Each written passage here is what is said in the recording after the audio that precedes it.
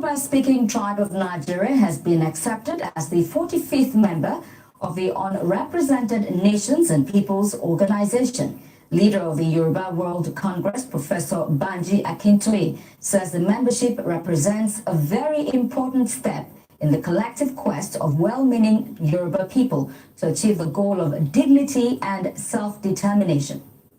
It is my great pleasure and pride to inform you that the Yoruba nation has been admitted to the membership of UNPO. UNPO means Unrepresented Nations and Peoples Organization, with its headquarters in The Hague. The UNPO has expressed their gladness to welcome the Yoruba nation as a new member of UNPO, and they are looking forward to working with us. It is important because it is a great stride, and it represents a very important step in our collective quest to achieve the goal of dignity in the country in which we live, and also to achieve the goal of self-determination for our nation. Our Yoruba nation now has a voice on the international stage via the machinery of the UNPO, which maintains a permanent presence before the United Nations and before other international agencies like the European Union, the African Union, the United States government, and the governments of various other countries across the world.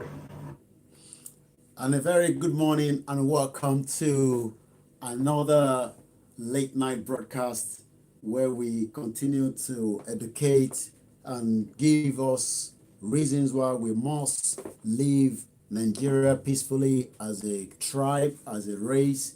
And then we continue to explain some of those reasons why we should be able to stand on our own. Ẹ káàbọ̀ sí orí ètò náà níbi tí a ti fi bẹ̀rẹ̀ ètò náà.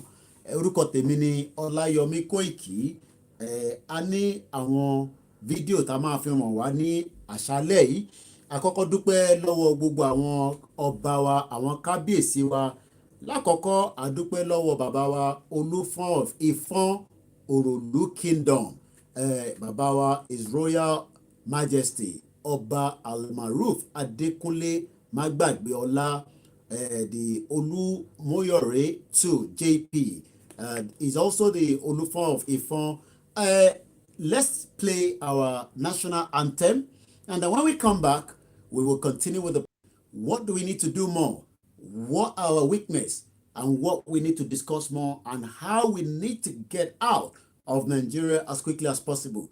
You would also be able to watch a video clip of those at the internal display people. Tábà sọ fún yín pé ogun ti wà nínú Nigeria. Some of you don't believe, but tonight I'm going to show you a video where you will see clearly what I mean by that. But let's go straight to the national anthem of the Yoruba nation.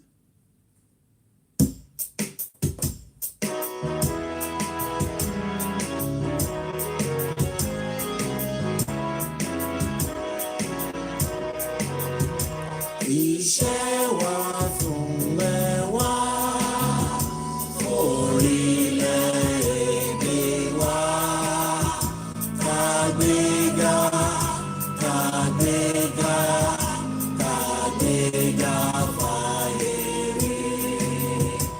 Ìgbàgbọ́ wa ni pé láti bẹ̀rù làbọ̀ mọ́. Ṣiṣẹ́, ká ṣiṣẹ́, ká ṣiṣẹ́, ká jọlá. Ìṣọ̀kan àti òmìnira ni ẹ jẹ́ ká máa lépa. Tẹ̀síwájú fọ̀pọ̀ ire àtòhun tó dára. Ọmọ sípò ẹ̀tọ́ rẹ̀, ìwọ ni ìmọ́lẹ̀ gbogbo adúláwọ̀. I saw a comment, somebody asking, how do I get the anthem? If you can send us a message on WhatsApp, +4475 94050 The number to send is +4475 94050 And that is the number should you want to send us a message regarding request for the anthem. If otherwise, you can also check on YouTube, or you can go on koikimedia.com, www.koikimedia.com. Àkọ́kọ́ kí bàbá wa Professor Banji Akintoye, a kí bàbá wa Iba Gani Adams, a kí bàbá wa Pa Adesanya, gbogbo àwọn bàbá ní Afẹ́nifẹ́re, a kí yín, a kí gbogbo àwọn bá wa ní ilẹ̀ káàárọ̀ òjíire pé gbogbo wa náà ni à ń kí mọ̀ pé àwọn ọba wa náà fẹ́ sọ̀rọ̀, àmọ́ kò ń ṣe gbogbo wọn ni wọ́n láǹfààní àti dá sí ìta ń ṣe. But àwọn kan nù wọ́n ní ká ṣe fídíò àwọn pé àwọn fi tọkàntọkàn, àwọn fi taratara, àwọn fi ń tẹ̀lé bàbá wa Chief Sunday Adéyẹmọ. Àwọn ń sọ fún wa pé gbogbo ìgbésẹ̀ tí bàbá wa Chief Sunday Ìgbòho tí wọ́n ń gbé, àwọn wà lẹ́yìn wọn. And that is something that we are proud of whenever we see or have opportunity to sit down with them. This evening, like I said, we will review a lot of things, but the most important thing is way forward benefit. How are we getting in touch? Your voice is not clear, okay?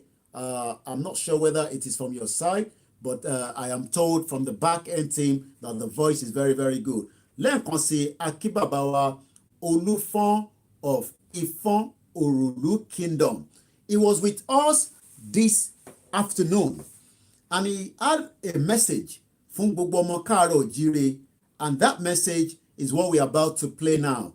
Also, we will play the next video, and then the next video, and the next video. You will also have opportunity to add your own voice into the conversation. Okay, somebody said my voice is cracking. Maybe again, it could be from your side, or maybe I just need a little bit of water to Google, and then we can get the conversation going. It's going to be a very beautiful show as usual. It could be the network. Bear with me.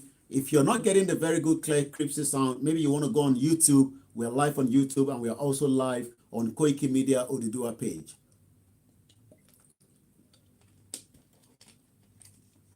I'm told you can also come out of the broadcast and then you can come back in, and that could solve the problem as well. But you have to understand, the Yoruba land where we are transmitting from haven't got its own infrastructure where we will be able to get the message clear just the same way you are watching in America and other part of the world as well. But this is what Kábíyèsí Olúfọ́n of Ifon have to say to every Yoruba sons and daughters across the world this afternoon on a courtesy visit to us with Chief Sunday Igboho. Èyí ni láti fi tó gbogbo ọmọ káàárọ̀ oòjíire, gbogbo ọmọ tí ó jẹ́ ọmọ bíbí original Yorùbá, bí èmi ọba Almaroof Adékúnlé Mágbàgbéọlá àkọ́bí Ọbàtálá wà nílé toko, fi wákàtí ọ̀wọ̀ ìfihàn pé ọmọ bíbí wa gidigidi tí àwọn alásìkò ránníṣẹ́ ní àkókò yìí ní Sunday Igboho, òòṣà ńlá fún gbogbo oníjẹ́kílẹ̀ kó mi wíwò yìí fi ẹsẹ̀ gbáyẹn bí ọmọ aráyé. Àwọn obìnrin tí wọ́n ní ayé tí wọ́n ní ọ̀sán òru, wọ́n wà lẹ́yìn rẹ̀ digbídigbí. Ọlọ́run ọba kò ní jẹ́ kó sì jẹ́. Àwọn tí wọ́n bá lérò pé wọ́n lè ṣẹ lórí, irọ́ ni wọ́n pa. Gbogbo Yorùbá ló rán níṣẹ́ tó ń jẹ́ pẹ̀lú ìdùnnú. Àdẹ̀níṣìjẹ́ àdéṣìmọ́ máa lọ ọmọ ọ̀dọ̀ rere pẹ̀lú ògo Ọlọ́run. Òní kú sọ́nà díẹ̀ ọ̀tá rẹ̀ lọ́jọ́ wà tí ní tùbọ̀tì. Obì wọ́n bí o, ìwà obì ó mọ̀ bí àgbọ̀ fún wọn. Pẹ̀lú ògo Ọlọ́run, gbogbo ibi tílẹ̀ bá ti le tó ń bá àwọn ọlọ́pàá fọwọ́sowọ́pọ̀ láti yanjú pẹ̀lú ògo Ọlọ́run ilẹ̀ náà yọmọ wà pẹ̀lú rẹ̀ ilé ò ní gbé ọmọ orúkọ ayé ò ní jábọ́ ààrẹ ayé ò ní jábọ́ inú omi ayé ò ní rì èyí ọba Almaroof Adékúnlé Mágbàgbé Ọlá lórúkọ gbogbo àwọn ọba Yorùbá tó nítumọ̀ àsúre fún ọ pé kọ́ ọmọ ilẹ̀ Yorùbá kò ní tú èyí tí wọ́n máa fẹ́ kí ilẹ̀ Yorùbá máa ṣe dáadáa wọ́n jẹ́ ìránṣẹ́ takuntakun.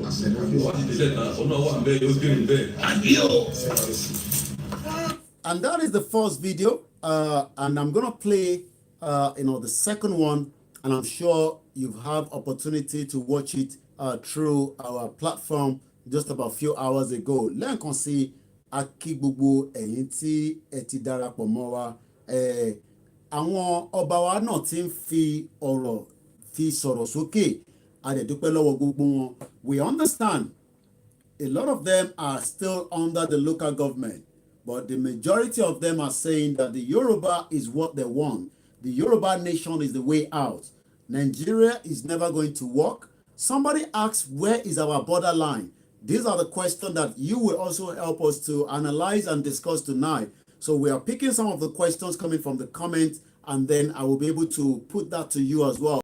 Mo ní ẹjọ́ kankan láti bá federal government rò wípé tí federal government yẹ bá àwọn rojọ́ àwọn ọba méjèèjì ìnìkan ọmọ ọba rojọ́ fún ìdí èyí wọ́n ní pé kí federal government of Nigeria kó má ṣe threaten bàbá wa Chief Adéyẹmọ Ìgbòho Ṣàmọ́ pé tó bá ṣe insist láti pé kán máa threaten bàbá yìí pé tí wọ́n tètè fi dá ogun sílẹ̀ ní orílẹ̀-èdè location 419 ẹni wọ́n ti rawọ́lé yìí bàbá Chief Adéyẹmọ Ìgbòho Ṣà ó ní kí n dúpẹ́ lọ́wọ́ gbogbo ọmọ káàárọ̀ oòjíire pátápátá ìgbẹ́ ẹ̀kú àdótì àwọn o èyí ni ọ̀rọ̀ tí wọ́n ní kí fi tó gbogbo ọmọ káàárọ̀ oòjíire pátápátá ní etí wípé kí àwọn má ṣe respond sí any letter from the federal government of Nigeria káwọn má ṣe respond sí wípé tó bá fẹ́ rí Ìgbòho àwọn ọba àwọn nìkan wá rí kí náà wá Ìgbòho fún Ìgbòho jà fún àwọn ọmọ káàárọ̀ oòjíire ni ó sì jà fún àwọn ọmọ ìyá rẹ̀ ni torí pé kí ni bẹ́ẹ̀ ṣe mú ọmọ káàárọ̀ oòjíire bẹ́ẹ̀ ṣe wọ́n síbáṣìbò ó ti tó ní ilẹ̀ káàárọ̀ oòjíire bàbá wa torí tó ṣẹlẹ̀ wọ́n sì dé sí orílẹ̀-èdè Nàìjíríà ìyẹn ní ìrọ̀lẹ́ òní pẹ̀lú ògo Ọlọ́run ọ̀la láwọn máa lọ rí CP fúnra wọn so kò tí ń jẹ́ Ìgbòho kò tí tó kan Ìgbòho pẹ̀lú federal government ọmọ káàárọ̀ oòjíire ìní Chief Adéyẹmọ Ìgbòho Ṣà ìní ó defend so anybody àbí any federal government tó bá ń wá láti kó mú lẹ́tà wá wọ́n ní kí n jẹ́ kó máa yé yín wípé ẹ̀kan tètè fẹ́ dá ogun lẹ̀ sí gbogbo ilẹ̀ Nàìjíríà ni fúdìí èyí à ń fi eléyìí fún gbogbo àwọn federal government of Nigeria ní wọ́n ní wípé kẹ́ má ṣe ever mú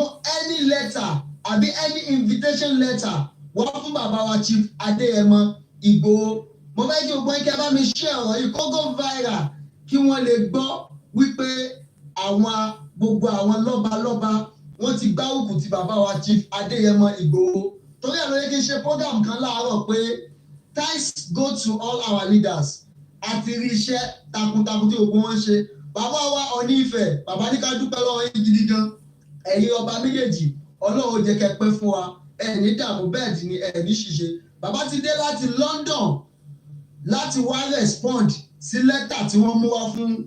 àwa Olúgbọ́n náà ní àwọn fúnra wọn làwọn fẹ́ yọjú sí àwọn ọlọ́pàá pé kàkà kí bàbá wa Chief Sunday Ìgbòho kí wọ́n yọjú sáwọn ọlọ́pàá bàbá Olúgbọ́n wọn náà wọ́n fúnra àwọn á lọ bá IG adúpẹ́ lọ́wọ́ wọn fún àǹfààní tí wọ́n ní ká sọ fọ́mọ káàárọ̀ oòjíire. Also, a lot of us also need to start looking at things from different angle, and part of that is, do we really follow the information when it comes to our message. And one of the message this evening that a lot of people I would like to refer us back to is the UNPO website. The UNPO website is what a lot of us talk about. So Taban sọ pé at register sí UNPO. Who among us lately, recently, or in the past have been able to go and look at the message of our registration on the UNPO? That's the first question I want to ask every one of us. Ìyẹn lákọ̀ọ́kọ́. Ẹlẹ́ẹ̀kejì, tí gbogbo wa bá sọ pé à ń tẹ̀lé àwọn bàbá wa Professor Banji Akintoye gẹ́gẹ́ bí olórí tiwa fún ti òmìnira tí à ń jà fún, ẹ jẹ́ kó yé wa pé kò ń ṣe àwọn nìkan ni wọ́n jẹ́ olórí. We have different leaders or different individuals that are also working tirelessly. But ẹni tí àwa fi ṣe aṣíwájú òun ni Professor Banji Akintoye, kí Ọlọ́run túbọ̀ jẹ́ kí a rí bàbá pẹ́. And that is why at the beginning of the broadcast, I played that video. That video I played goes back to what Professor Banji Akintoye told us after our registration with the UNPO. But this evening, just to get a bit of more clarification, because the clarification is just to let us know that since we are all talking about the UNPO, what does the UNPO mean? We have done this before, I think some few months back or last year, when we were trying to ṣàlàyé gbogbo tí wọ́n sọ fún wa lórí UNPO. But I think at this stage, it is important pé ká tún ṣàlàyé ẹ̀ fúnra wa dáadáa. Nítorí ẹlòmíì ṣẹ̀ darapọ̀ mọ́ wa, wọ́n lè má mọbi tí a ti ń bọ̀ nígbà tá a bá ń sọ̀rọ̀ UNPO. Kí ni wọ́n ń pè ní UNPO? All that I'm going to explain to us, in the and we are discussing tá à ń bá wọn yàn sọ̀rọ̀. It is also important ká máa rántí pé wọ́n register síbì kan, nǹkan kan dẹ̀ lọ́dẹ̀ fi register. Tá a bá dẹ̀ follow àwọn in tí wọ́n fi register, àwọn tí a tẹ̀ ń sọ fún pé a fẹ́ kúrò nínú Nàìjíríà, whether it's the UN, whether it's the ECOWAS, whether it's the EU, they will always go back and refer to ibo gan la register ọ̀rọ̀ Yorùbá yẹn sí. Tàbá dẹ̀ ti ń lọ sí ibi tó bá ti ń lọ sí ibi tó register sí, a máa ní àwọn information kan tó máa rí níbẹ̀. And to what we are doing, then there might be some kind of, there might be some kind of misinformation. And information that ni ó important ló ṣe kókó. And if we want to get our message to the international community, not that we are scared of them, not that we don't believe that we can leave this country without the full support of the international community, but because we still want to be part of the global community. Fẹ́ dáṣe náà, àbí tá a bá gba Yorùbá nation tán, ṣáfẹ́ máa dá dúró ni, a máa fẹ́ bá oríṣiríṣi ìlú náà ṣe. Ìdí tí mo ṣe máa kọ́kọ́ gbé wa padà sí àwọn ogun ló ń pè ní UNPO. What does it stand for? What is the meaning of UNPO? UNPO is unrepresented people. But how do we know that if the information that we are discussing and we are referring back to UNPO, àwa gan àtẹ̀ wá gbégbèsè ìtàn pè ní UNPO yẹn, then there might be reason why people will start looking at ìtàn sọ àti tí a register síbẹ̀ pé ó dà pé ó ń yàtọ̀ díẹ̀díẹ̀, and I will explain that bit further. But I want to go back to Google, and then I'm going to put in UNPO. And if you have another device, I want you to do the same thing so that we can learn together on this particular broadcast tonight. And then tell you about way and to just share idea. So what I'm going to do now is UNPO. I'm putting that on Google. And it's come back with saying Unrepresented Nations and Peoples Organization. That is the full meaning of UNPO. Ẹ ti máa gbọ́ lóríṣiríṣi àwọn tí wọ́n ṣètò tó ń ṣe program. Wọ́n á máa sọ pé wọ́n ti register wa, but ǹjẹ́ tẹ́ mọ̀ meaning? So I will explain it further. The Unrepresented Nations and People Organization is an international organization established to facilitate the voices of unrepresented and marginalized nations and people worldwide. So in tí wọ́n ń ṣàlàyé fún wa ni pé àwọn kan wà tí wọ́n marginalize wọn, àwọn kan wà tí wọ́n wà represented. Ìtí àwa wá ń fight fún nísìn òun ni pé in a country called Nigeria, we are being marginalized and we are also not being represented properly. Ẹ lè máa sọ pé ṣèbí a ní governor tó jẹ́ southwest governor. Ìdí tí a ṣe ń sọ pé kò ń ṣe nítorí pé a ní governor tó jẹ́ ọmọ Yorùbá. Our governor does not have right to the natural resources of our land. That is number one. Our governor cannot protect us as people. Our governor, àìtí ìgbé ìpè nísìn, ẹ má ìtí pè, ẹ láǹfààní àti pè. Our governors have not been able to do the right thing for us to protect lives and property. And that is one problem that we should understand. So what again does the UNPO mean? People that are not represented properly. Nepotism in the government have killed us as Yoruba people. That is also a big problem. Marginalized nations and people worldwide. UNPO was formed on the 11th of February 1991 in The Hague. Hague ni wọ́n ti dá sílẹ̀. Ìdí tó dẹ̀ ṣe dá sílẹ̀ òun ni mo ti ṣàlàyé yẹn pé àwọn ìlú kan wà. We are not the only one across the world. When people are saying that, people are being marginalized, we are not the only country in the world that have been marginalized. Even the Scottish wants to leave Great Britain. Are they being marginalized? Yes, they are. Nítorí pé they are not allowed to use the full resources of their land as people. That means they will prefer to stand on their own rather being part of the Great Britain that a lot of us love to live and enjoy our lives and have the same comfort. But we don't have that same comfort in Nigeria. That is why so many people want to live outside the country so that we can get a better future for ourselves and maybe the next generation. But what we do not understand is not change the problem in the Yoruba land. You might be able to send money to your loved ones. You might be able to have enough money based on the exchange rate that is about 680 naira to a pound to build yourself a nice bungalow. You might be able to send few money home to your loved ones to do different things. But what you cannot guarantee is the future of the generation after you to secure the land that is about to be taken away from us because we are being marginalized. And when we are being marginalized, that means all your effort, gbogbo wàhálà tí a lọ ṣe ní ìlú òyìnbó àti tá à ń ṣe ní ilẹ̀ Nàìjíríà kò ní àṣeyọrí. Àwa máa gbàdúrà pé Ọlọ́run jẹ́ a ṣe àṣeyọrí. Ní ṣe àṣeyọrí because we are already being marginalized. So some people that are saying that you all are trying to create a problem.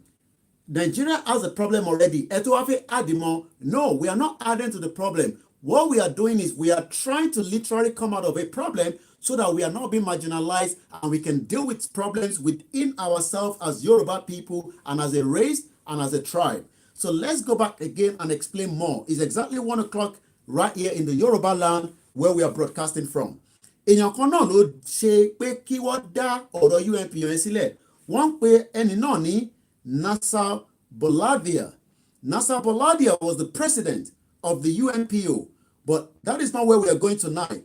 Where we are going is, do we as people now talking about the Yoruba nation also go back once in a while to go and check whether we are working according to what the UNPO wants us to do? We are doing that exactly what we are doing now. We have not gone away or more than what UNPO wants us to do as people. Nítorí pé ó ní òfin táwọn náà gbé sílẹ̀, ó ní ìlànà wọ́n gbé sílẹ̀. Ìlànà yẹn òun ni àwọn bàbá wa Professor Banji Akintoye and their team are working tirelessly to follow. And lára ni àyàsíàwa tí à ń pè ní flag. À ṣàlàyé ẹ̀, bọ̀ ká tó ṣàlàyé débi ọ̀rọ̀ flag yẹn, à kọ́kọ́ padà sí kí ni UNPO on a video for us to watch. And let's see if I can get something out.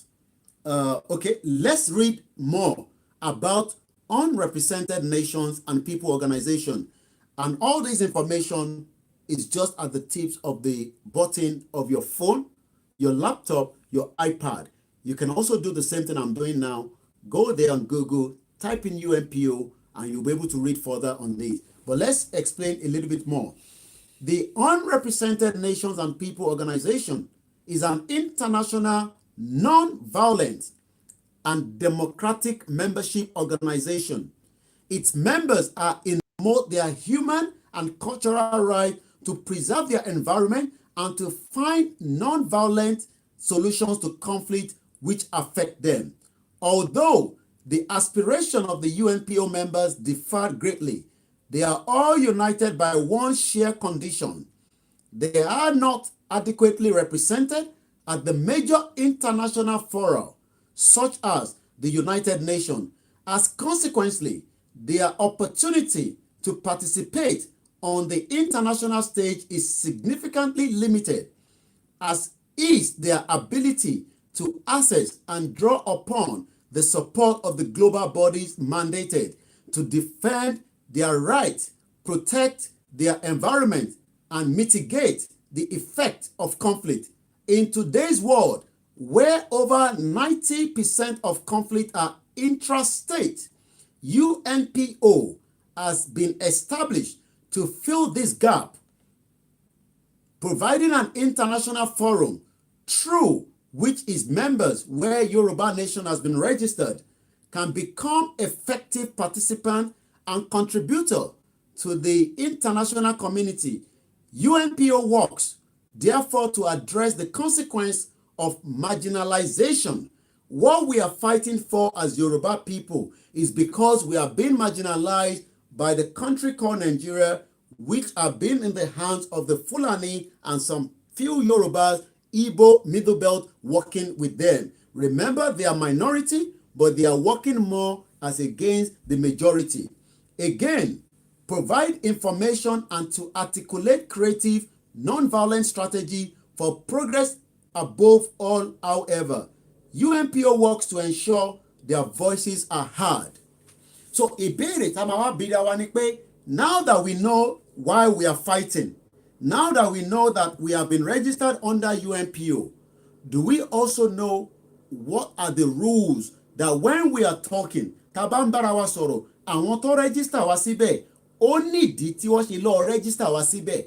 Ìdí náà ni pé wọ́n marginalize wa nílùú tí à ń pè ní Nàìjíríà. Right wa is not protected as Yoruba people in this country called Nigeria. Also, the UNPO, but the UNPO will then say to us, only àwọn ìgbésẹ̀ tẹ́yin náà lè gbé according to their own chapter. But part of that also indicates our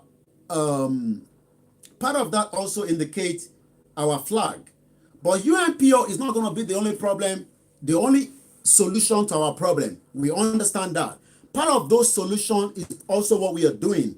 Now enlightening, educating, engaging our people. But our people are still scared. Tabanika àwọn èèyàn lọ ṣe rally nísìn, ẹ̀rù á máa bà wọ́n. Ìbéèrè tó máa ń kọ́kọ́ bi wá ni pé, tọ́lọ́pàá bá wá mú wa nìkan, kí la máa ṣe sí i? Ǹjẹ́ lè dá sí i? Tí ìgbésẹ̀ tí a ní kọ́ lọ gbé yẹn, ẹ mọ̀ pé as at last year, those are the questions a lot of people were asking us. Ǹjẹ́ ti ní lọ́ọ̀yà tọ́lọ́pàá bá gbé wa? But do you know what changed everything now? Ǹjẹ́ mọ̀ tí ó change gbogbo dynamic? It's not just that pé àwọn bàbá wa Professor Banji Akintoye and a strong team behind him have not done their job by taking our message to the UNPO, but the Yoruba people are still scared. Ẹ̀rù ṣì ń bà wọ́n to come out and debate and tell the world exactly our problem. Not just tell the world from the international platform. We can talk and talk on the social media. We can talk and talk, but if we do not take the message to the rural area, message yẹn will not be clear. But now, something changed. Nǹkankan wá take over the whole conversation. Nǹkankan ó jáde, ó tanná, ó mú ìmọ́lẹ̀ wá. Ẹ béèrè lọ́wọ́ mi pé kí ni nǹkan náà? A mọ̀ pé ìmọ́lẹ̀ pọ̀ lóòótọ́ rẹpẹtẹ, but ìmọ́lẹ̀ bàbá wa Chief Sunday Igboho ó change the whole conversation of the Yoruba Nation agitation. whether we like it or not, he gave an 7 days ultimatum. It has never been done before in our land. Kéèyàn kan jáde kó fún àwọn Fúlàní tó ti ń pa wá, tó ń ṣe jàǹbá, tó dẹ̀ ti ń gbé ní agbègbè yẹn for more than 3 decades, that is 30 years, ní Sẹ́ríkì fi ń gbé níbẹ̀. Ó wá jáde, ìdí kan ló ṣe jẹ́ kó jáde, ìdí yẹn wà lára tí àwọn bàbá wa ti gbé ìgbésẹ̀ tẹ́lẹ̀, ìyẹn Professor Banji Akintoye, kọ́lọ́run lẹ́rẹ̀ mi bàbá wa. Professor Banji Akintoye came out to defend us, to tell us that as Yoruba people, we have the right to become what we want to be in life. But the country called Nigeria, of what we know of Professor Banji Akintoye, just after we were registered under the UNPO. Màá wá padà wá lórí ọ̀rọ̀ tí mò ń sọ pẹ̀lú ti bàbá wa Chief Sunday Igboho. Ǹjẹ́ yìí mọ̀ nísìnyí pé Chief Sunday Igboho's name has become our lawyer, has become the man that defends us when people are going out for rally, when people are communicating, and these are non-violent. Again, remember what I said, exactly what UNPO want us to do. Non-violent rally, non-violent exchange of conversation with our people, non-violent of going out with a leaflet. This is not a weapon, but this is a message. And the message is already a weapon. But the politicians, the Nigerian government, their own security apparatus does not want this message to go across the Yoruba land. But when a man came out within the Yoruba territory, gave a 7 days ultimatum, after that, it changed the whole conversation. Those conversation is now what is helping millions of Yoruba people that are moving from one end to the other and doing what we call the awareness campaign that some of them were unable to do as at last year. Nítorí pé ní last year, tá a ní káwọn èèyàn jáde, the question is, ǹjẹ́ ti gba lọ́yà tí ọlọ́pàá bá mú wa? I can tell you, so many people are going out now because they know that there's somebody that they can look up to. Not just somebody, is an icon that cannot be pushed to the side. Ẹlòmíì ò dẹ̀ mọ̀ dáadáa. Nítorí pé tẹ́ bá mọ̀ Chief Sunday Igboho dáadáa, ẹ ní máa fi ọ̀rọ̀ máa sọ pé ẹni báyìí báyìí, nǹkan báyìí báyìí. Ẹni tó ní ìfọ̀kànbalẹ̀ ni. Àìmọye èèyàn ló wà nínú Nàìjíríà tó ní ìfọ̀kànbalẹ̀. Àwọn wá ń rò pé ìfọ̀kànbalẹ̀ yẹn bóyá ogun oṣó àbí ogun àjẹ́ ló ń ṣe wọ́n, but it's got nothing to do with that. It is the poverty, it is the system that is making our people look whole, that is making our people to go to the hospital tonight and they do not have access to quality good hospital. But somebody changed the dynamic. But let's go back again and hear what our father that was doing it from a different angle from the international platform to say to us that Yoruba people have the right. This is what he has to say. It's a lengthy one, but I'm going to unmute him just to make sure that he is actually here. What is so special about the Yoruba World Congress that we're welcoming in today is that in many ways it's a new initiative. There's been a movement for the self-determination of the Yoruba people for many, many years. But just recently, this World Congress met and formed around the leadership of Professor Akintoye. And it seeks to represent all of the people of Yoruba with a very diverse membership within the Yoruba people. And for us, it's just wonderful to see a movement being developed like the one Yoruba. Did you hear that? They are happy to see a movement that is being developed and is going to be materialized, and we are already in it. But a lot of us do not even know iṣẹ́ táwọn bàbá yẹn ti ṣe. Ẹlòmíì ò tẹ̀ gbọ́ gbogbo nǹkan báyìí rí pé so a tẹ̀ ti ṣiṣẹ́ débi báyìí. But because we are all watching so many programs, but a padà sí Genesis ibi tí àwọn bàbá yẹn ti gbọ́rọ̀ yẹn wá, ibi tí Chief Sunday Igboho ti jáde, kò ń ṣe Ìbàràpá ló ti jáde, ẹni tó ti mọ̀ bẹ́ẹ̀ ni mọ̀wó ni, ẹni tó ní ìfọ̀kànbalẹ̀, ẹ máa gbọ́ ó ní ìfọ̀kànbalẹ̀ more than 20 years ago, ó ní ìfọ̀kànbalẹ̀ more than 25 years ago. Do you have peace of mind in the country called Nigeria 25 years ago? Let's continue to watch more from what took place during the presentation of being registered under the UNPO.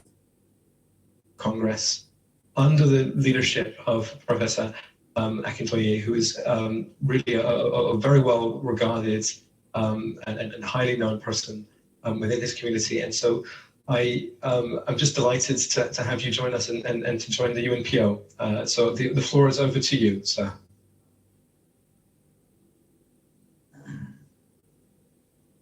I want to start by thanking UNPO for giving me the opportunity to speak up for the Yoruba nation. Today, we, the Yoruba nation, we also call ourselves the Odua nation.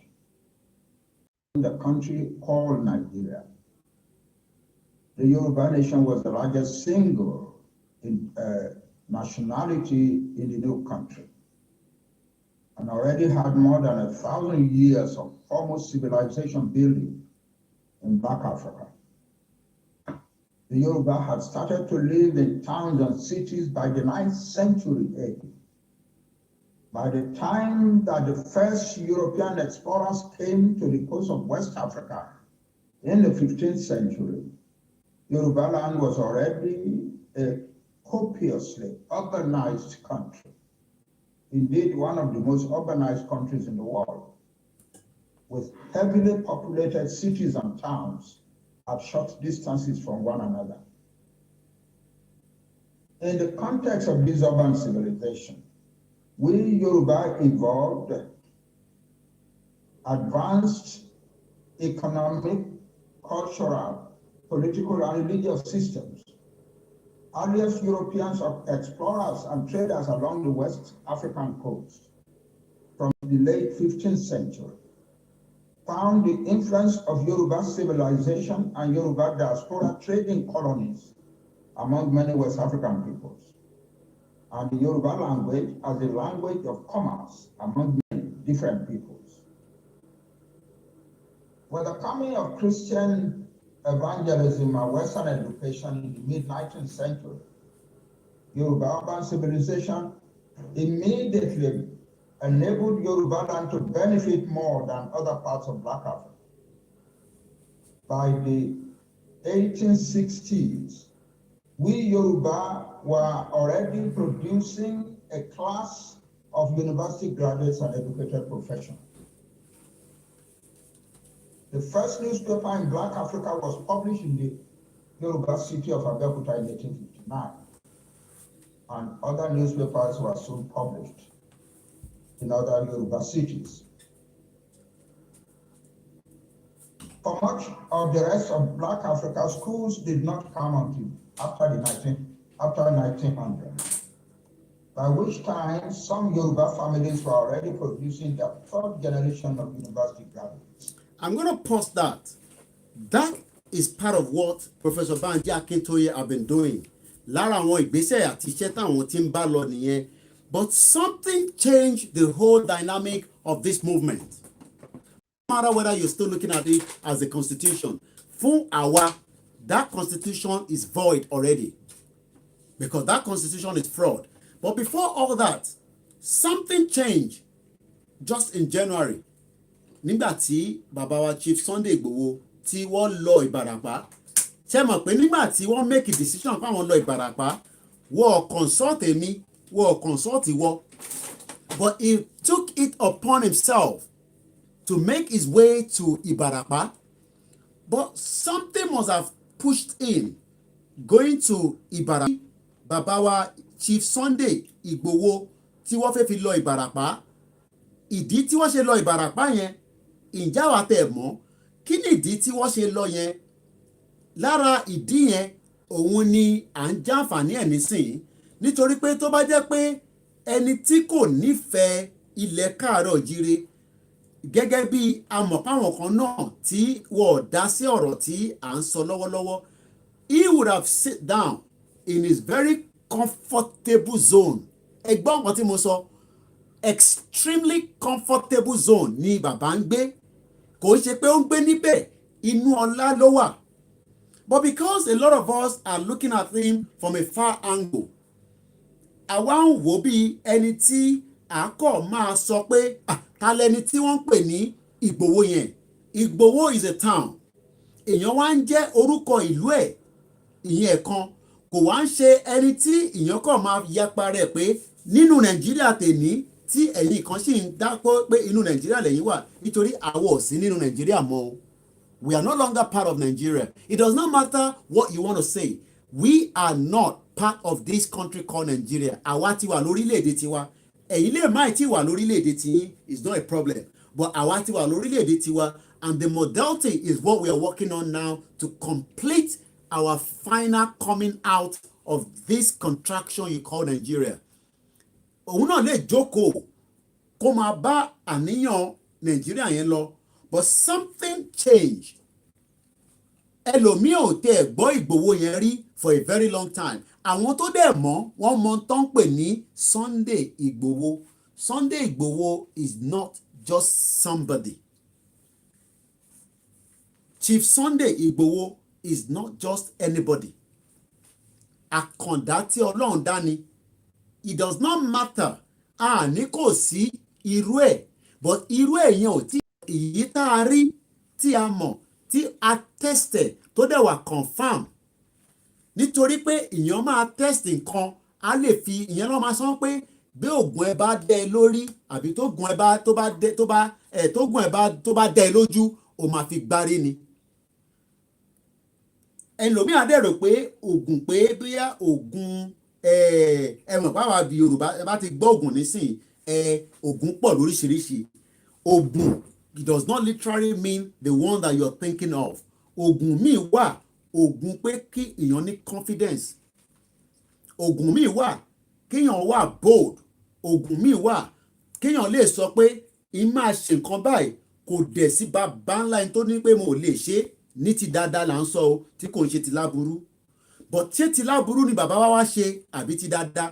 Nítorí ti dáadáa tó ṣe yẹn òun ló gbé gbogbo wa débi tí a ti lè sọ nísìnyí pé categorically our Yoruba people in Yoruba land are going out without being scared of the Nigerian police. Nítorí àwọn Nigerian police yẹn àwọn sì wà lábẹ́ Nàìjíríà.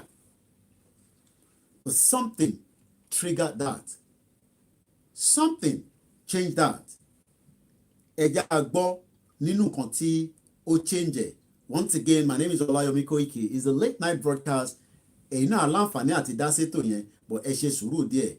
Ẹja gbọ́ in tí ó ṣẹlẹ̀ nígbà tí bàbá wa lọ sọ́dọ̀ bàbá wa kan tí ọmọ wọn di ẹni tí Fúlàní pa. I'm sure a lot of you remember Dr. Aborede. He was killed. Not just killed, he was chopped. Ẹ mọ̀ pé ọ̀tọ̀ ni kó pààyàn, ọ̀tọ̀ ni kó géèyàn. Ẹja gbọ́ nǹkan tí bàbá wa Chief Sunday Ìgbòho sọ nígbà tí wọ́n lọ rí bàbá Dr. Aborede, a PhD, tí ó bá jẹ́ ìwọ ni ìwọ náà fi gún rẹ lára. Àìmọye ọmọ Yorùbá tó ní ìfọ̀n tó lékanná tó lè gbé irúgbésẹ̀ yẹn, àmọ́ wọ́n ń wò lókèrè, wọ́n ń wò pé kò tí kàn mí, Ọlọ́run má dẹ̀ jẹ́ kó kàn wá. Ẹ mọ̀ pé tẹ́lẹ̀ ó dàbí eré north láti ń gbọ́ pé wọ́n jíyàn gbé, wọ́n wá ti ń jí ọmọ Yorùbá gbé nísìn, wọ́n ń gba 15 million naira lọ́wọ́ ẹ̀, wọ́n á tún pa tó bàbá sùn. Ẹja gbọ́n tó ṣẹlẹ̀ nígbà tí bàbá wa dé ọ̀dọ̀ Dr. ọmọ wọn dọ́kọ̀ bàbá yà Aborode wọn lọ ń tó owó pẹ̀ wọ́n àwọn fúlàní para ẹgbẹ́ yìí lórí pé màá ló wọ lóko ẹ̀ má kó kó bíjẹ́ bá ṣe wọ́n lè pa ìlú dọ́kítọ̀ tó wá láti Germany tó wá ṣàlùwà nínú ìlú. Kí lorúkọ ìlú tí àwọn dọ́kọ̀ láwa ìlú dọ́kọ̀ bàbá yà Aborode tó ìlú wọn láwa yìí ọjọ́ tí mo wá tún wá kí wọn mi ò tí ì rí ọ̀gá ní bá sọ̀rọ̀ gbà ẹ̀ tó lẹ́yìn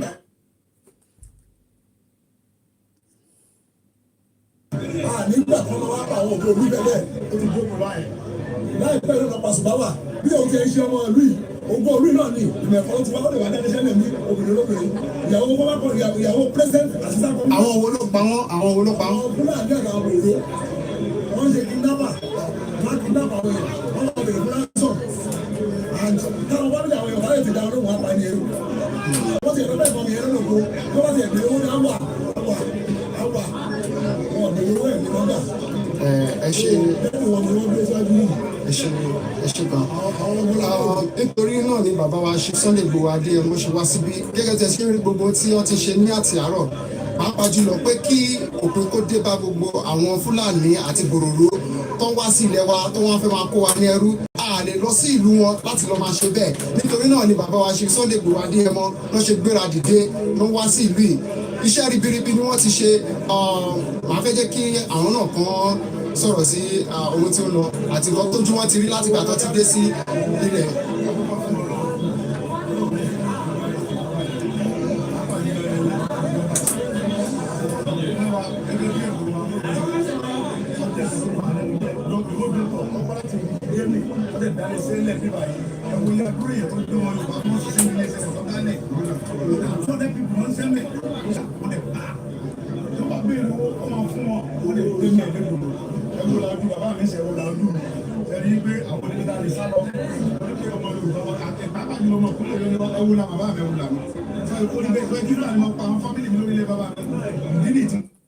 jẹ́ gbọ́rọ̀ yẹn ṣé ó dáa kí Fúlàní máa pa fámìlì wọn kóun wá jókòó sínú àgbàlá ẹ̀ kó wá máa wò wá lórí TV ẹ̀yin ọmọ yẹn káre ẹkú iṣẹ́ èrò bó ṣe ń sọ̀rọ̀ inú mi ń dùn ẹ mọ̀ pé àwọn kan wọ́n ń ṣe bẹ́ẹ̀ nísìn wọ́n ń wò wá táwọn Fúlàní pa fámìlì wa bọ̀ wọ́n ní ẹ káre o aríyín lókèrè o ẹkú iṣẹ́ takuntakun bọ̀wọ̀ dá sí nítorí pé bóyá àwọn ọ̀kọlà ẹ mọ̀ pé bàbá wa Chief Sunday Igboho àwọn kọlà bàbá tó bí Dr. Aborode òun náà kọlà family ni and this is where the whole thing change ibi tọ́rọ̀ ti change nìyẹn àwọn kan wá ń rò pé ọ̀rọ̀ Fúlàní nìkan ni Chief Sunday gbé dání sọ́wọ́ èmi wá ń bi gbogbo wa pé ẹ̀ta bá wá lẹ́sẹ̀ lókè gẹ́gẹ́ bí àwọn professor historian àwọn ń ṣe iṣẹ́ lókè àmọ́ èèyàn kan ń ṣiṣẹ́ nísàlẹ̀ tó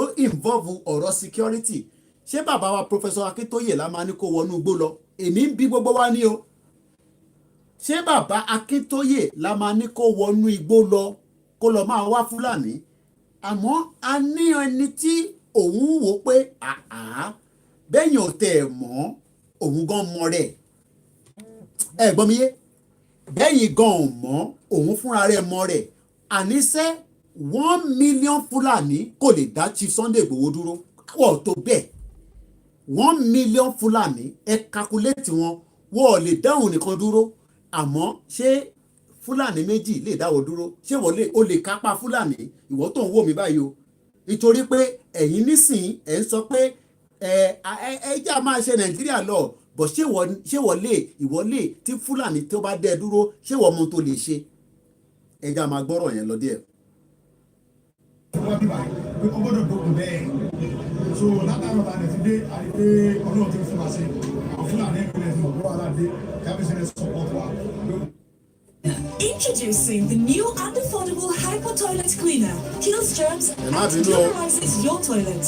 ọ̀fẹ́ Fúlàní àti ìlú ń lò wọ́n ó ti tó bẹ́ẹ̀ tí wọ́n sì gbé ọmọ tó náà lẹ̀ wọ́n gbé ọmọ tó ń bí dandan wọ́n gbé lọ́wọ́ ẹ̀ ajẹ́kùn ló kìlọ̀ fẹ́ gbé báyìí so fún dé wọn ọ̀fẹ́ Fúlàní lò wọ́n so àwọn akẹ́ni kákẹ́ sí bàbá wa kákẹ́ bá wọn dárò tiẹ̀ kó wa tó kú yẹn àfi ìyàdọ̀ bàbá kí Ọlọ́run lè járí rẹ̀ mọ́ Ọlọ́run bá tẹ̀lé ayé tó lọ yóò di kí ẹ̀yin wọn dáa yóò wá ní kẹ́mi tí ó gùn ẹ̀kọ́ fi sílẹ̀ Ọlọ́run ìjọ bàjẹ́ Ọlọ́run wá sí ní àsìlọ bẹ́ẹ̀ àdéhùn ní wàhálà ogun kú òtútù ní ìwà ìbọn gbogbo àwọn tó àwọn Fúlàní tó ṣe lé náà gbogbo ọmọ Yorùbá ti ń gbé lábẹ́ Fúlàní tó ṣe irú eléyìí náà Ọlọ́run pa àwọn tìrẹ̀tì.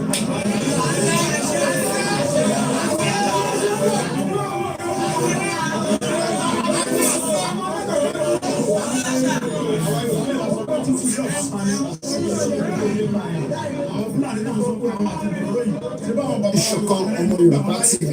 wọ́n fún wọn ní opportunity gbogbo wa tí wọ́n wù yìí àbúrò àti àwọn ọ̀dọ́ kan náà ń bẹ lábẹ́ wọn wọ́n jọ ń ṣiṣẹ́ bíi.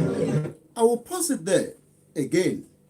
Why are we doing this is just to remind ourselves, Ibo Latimbo, where are we going? Where are we heading to? But I remember I said I was going to show you something. Let's go back to the UNPO again. The UN have omitted adiju àṣebí tí kò kàn wá, but you know, for those of us, I'm not talking about the contraction Nigeria where people are using more than multiple identification. We have so many people nínú Nigeria tó yẹ pé identification tó ń lò ó yàtọ̀ síra wọn, ó lè bámu ìtorí pé nínú Nigeria ni. But in the Western world, hear me very well, if you're living in the Western world, tí orúkọ tó ń lò tó bá dọ́gba, tó bá rhyme, tó bá gbé débi tí o ti fẹ́ tẹ́ndẹ̀, kódà tó bá jẹ́ pé alphabet kan, ẹ̀yin tẹ́lẹ̀ wà nílùú òyìnbó, ẹ já mi tó bá jẹ́ pé irọ́ ni mò ń pa. Tó bá jẹ́ pé alphabet kan péré ló yàtọ̀ nínú ẹ̀, you are not that person anymore. That is number one. Màá fi àpèjúwe gẹ́gẹ́ bí gbogbo ń ṣe mọ̀ pé Ọláyọmí Kóìkì lèmi ń jẹ́, kí wá fẹ́ submit document kan nísìnyí kó wá ní omission alphabet kékeré kan nínú ẹ̀, wọ́n nígbà lọ́wọ́ mi. I am now asking, what is the meaning of these on the UNPO? That is the flag that was registered on the UNPO. We might not like the image, we might not like the look, but that is the official flag registered on the UNPO tí gbogbo wa fi ń sọ pé a fẹ́ kúrò o, a máa kúrò ní Nàìjíríà o, wọ́n ti register wa o, àwa ní number 45 o, but we do not want to associate ourselves with this flag. I'm not saying you should like the flag, that is not what I'm talking about. Ọ̀rọ̀ pé I like, a nífẹ̀ẹ́ kọ́ là ń bá sọ̀rọ̀ nísìn.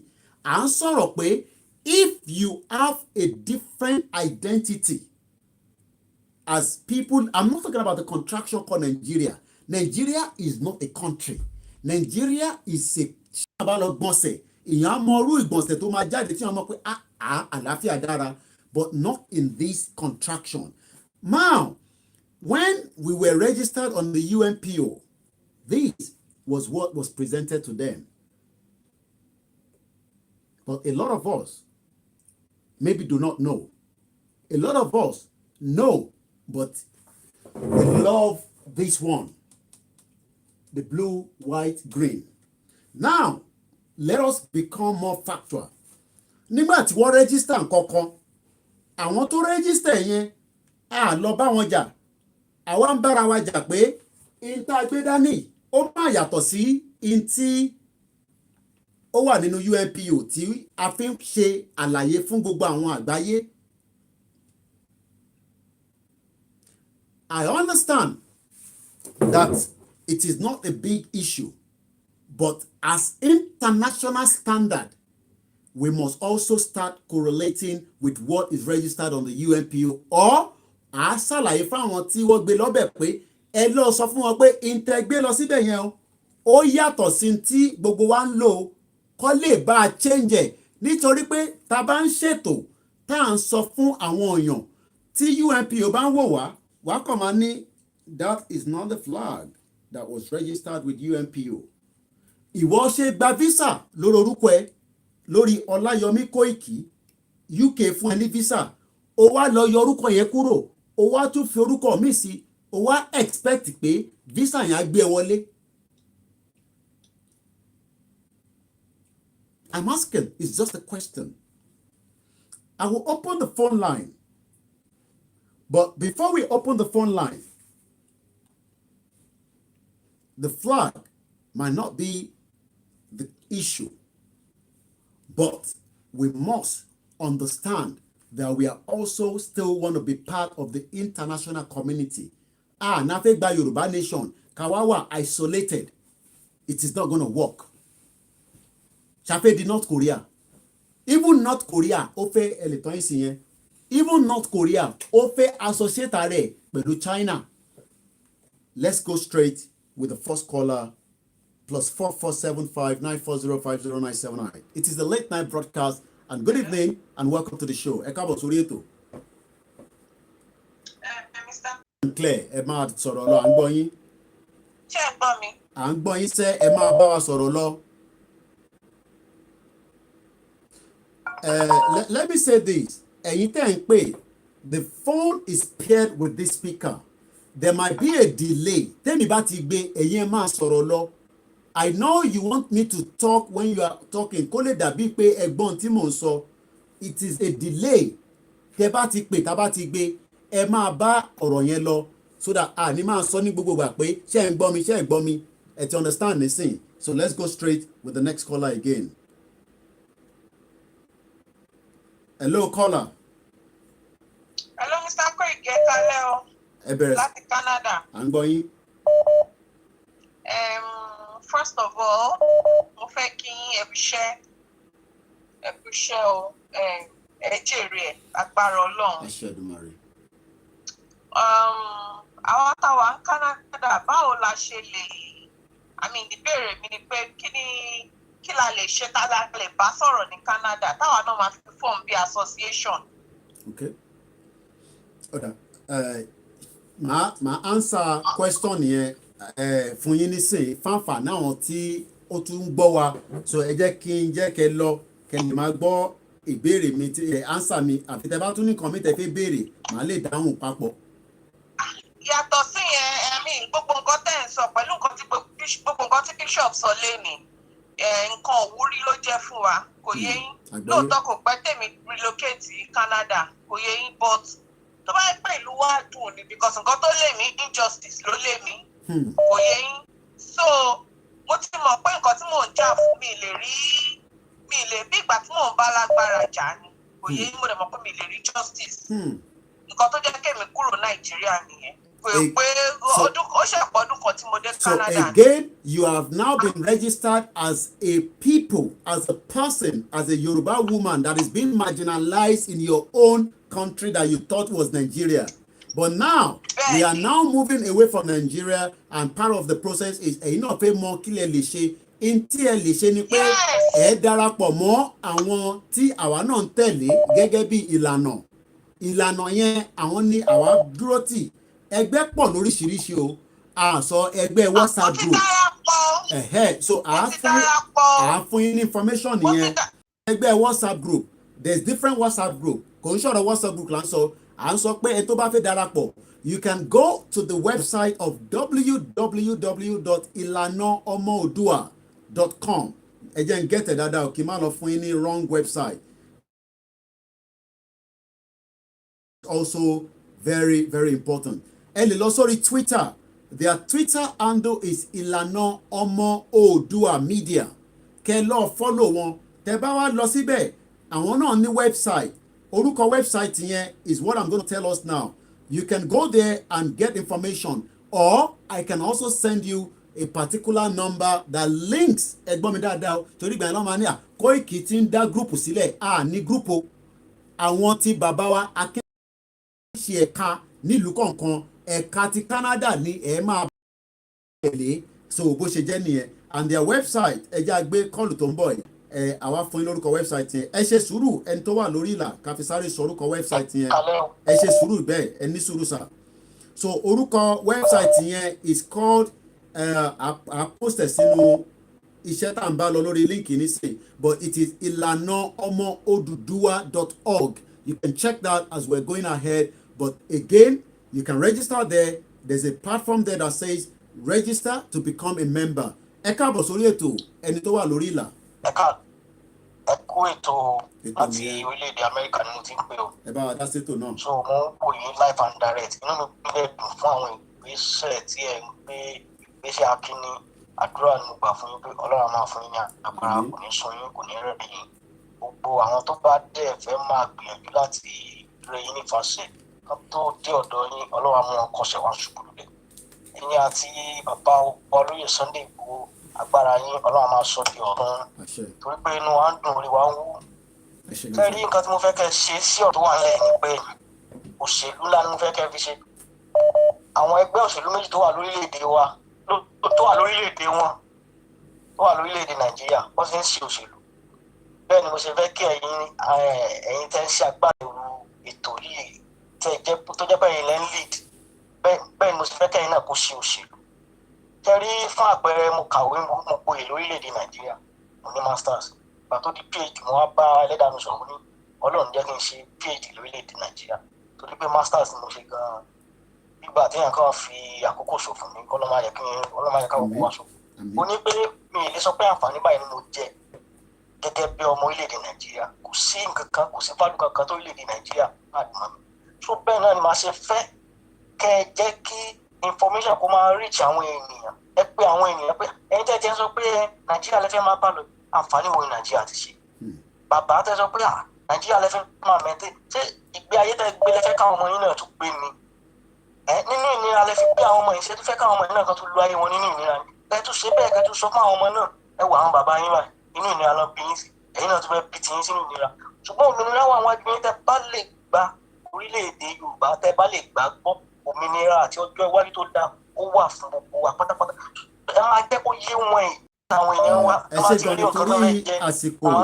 bàbá wa ẹ ṣe ọlọ́run àfún yín ṣe ó mọ̀ ti sà program yìí mo fẹ́ kẹ́ repeat ẹ̀ ní ọ̀sán nígbà tí gbogbo àwọn orílẹ̀-èdè nàìjíríà lè gbọ́ mo fẹ́ kẹ́ repeat ẹ̀ because program yìí wà very important information ten pass yìí ó ní agbára gan kí nǹkan tí wọ́n lè fowó rà so mo fẹ́ kẹ́ wá ọ̀nà tẹ́ bá máa ṣe nígbà tí gbogbo ọmọ nàìjíríà bá máa lè wà because wọ́n ti ń sùn báyìí láti tí wọ́n gbogbo wọn lè gbọ́ information lè reach wọn á lè mọ̀ pé lóòótọ́ ó kọjá kèrèmí kì í ṣe eré kọ́lá ń ṣe ọlọ́run máa fún yín ṣe kò ní sún yín kò ní rẹ̀ yín àmín Jésù lọ́ọ́ pẹ̀lú yín. ẹ ṣé gan ni mo dúpẹ́ lọ́wọ́ bàbá wa tí wọ́n bá wa sọ̀rọ̀ tán bàbá wa sọ̀rọ̀ kan tí ó wú mi lórí bàbá nígbà táwọn ṣe masters tán àwọn wá òpin sáwọn tún ṣe phd nínú nàìjíríà ni because Nigeria have marginalized us ẹgbọ́n sókè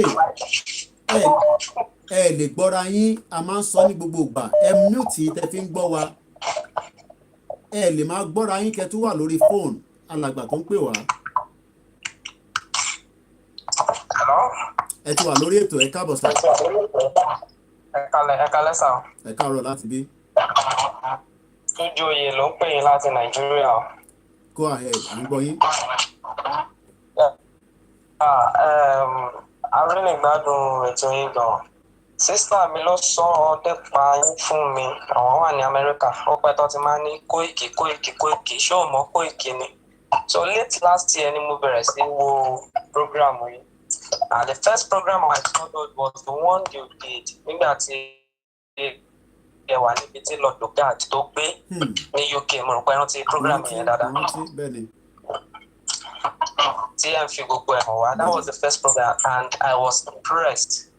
So àti ìgbà yẹn mo ti follow yín. Èmi dẹ̀ ni mo kọ́kọ́ béèrè nípa national anthem audio nígbà tẹ́ bẹ̀rẹ̀ program èmi mo tán tí mo bẹ̀rẹ̀ bá ṣẹlẹ̀ gẹ́gẹ́ olúwa ràn yín lọ́wọ́ kò fẹ́ ṣe àdúrà nǹkan tá a dẹ̀ gbé dání lágbára Ọlọ́run máa gbà ó ti sún gbogbo wa. Thank you very much. I'm a master's holder.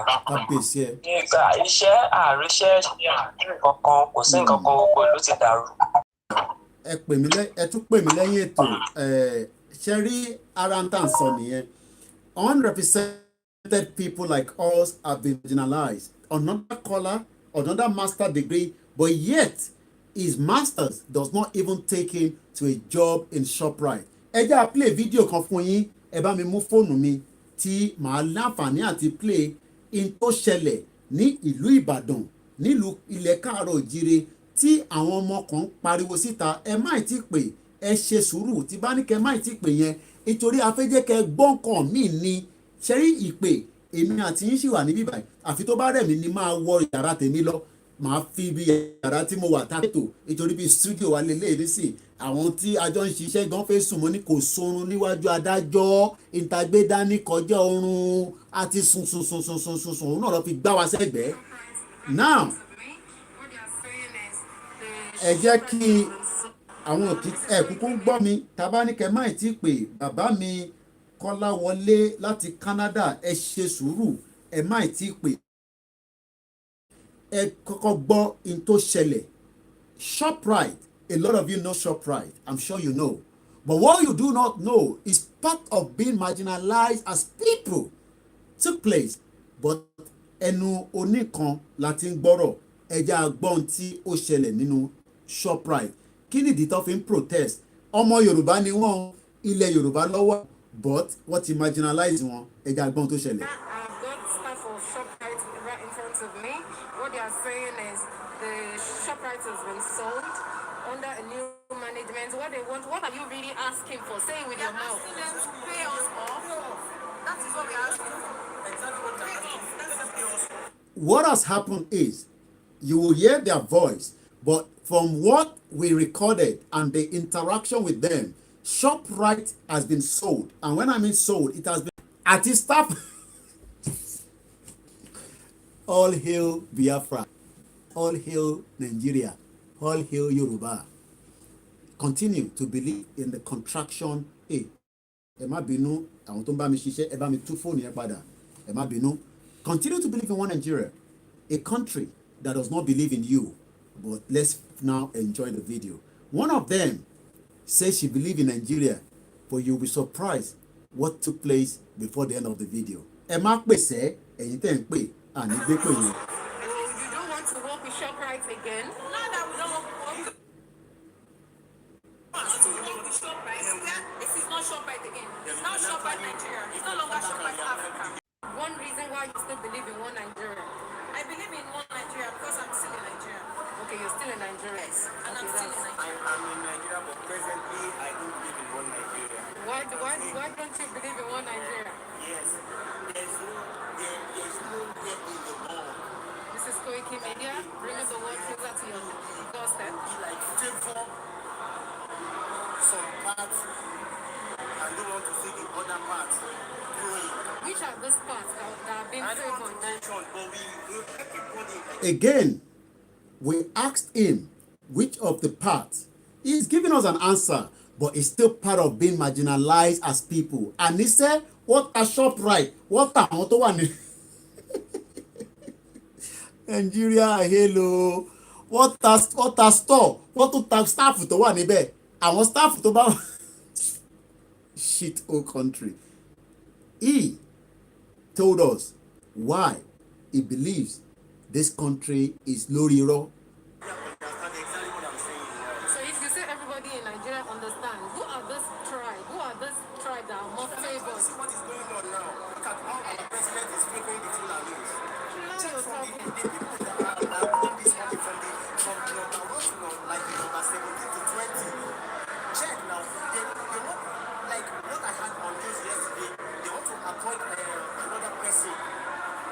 They said the president from London said they should appoint another person. I don't know the portfolio the person wants to carry anyway. Check from the number 1, the person that is ruling from this country. So have you heard of? Hey, Tireni, you know the first person says she believes I'm in Nigeria, just like some of.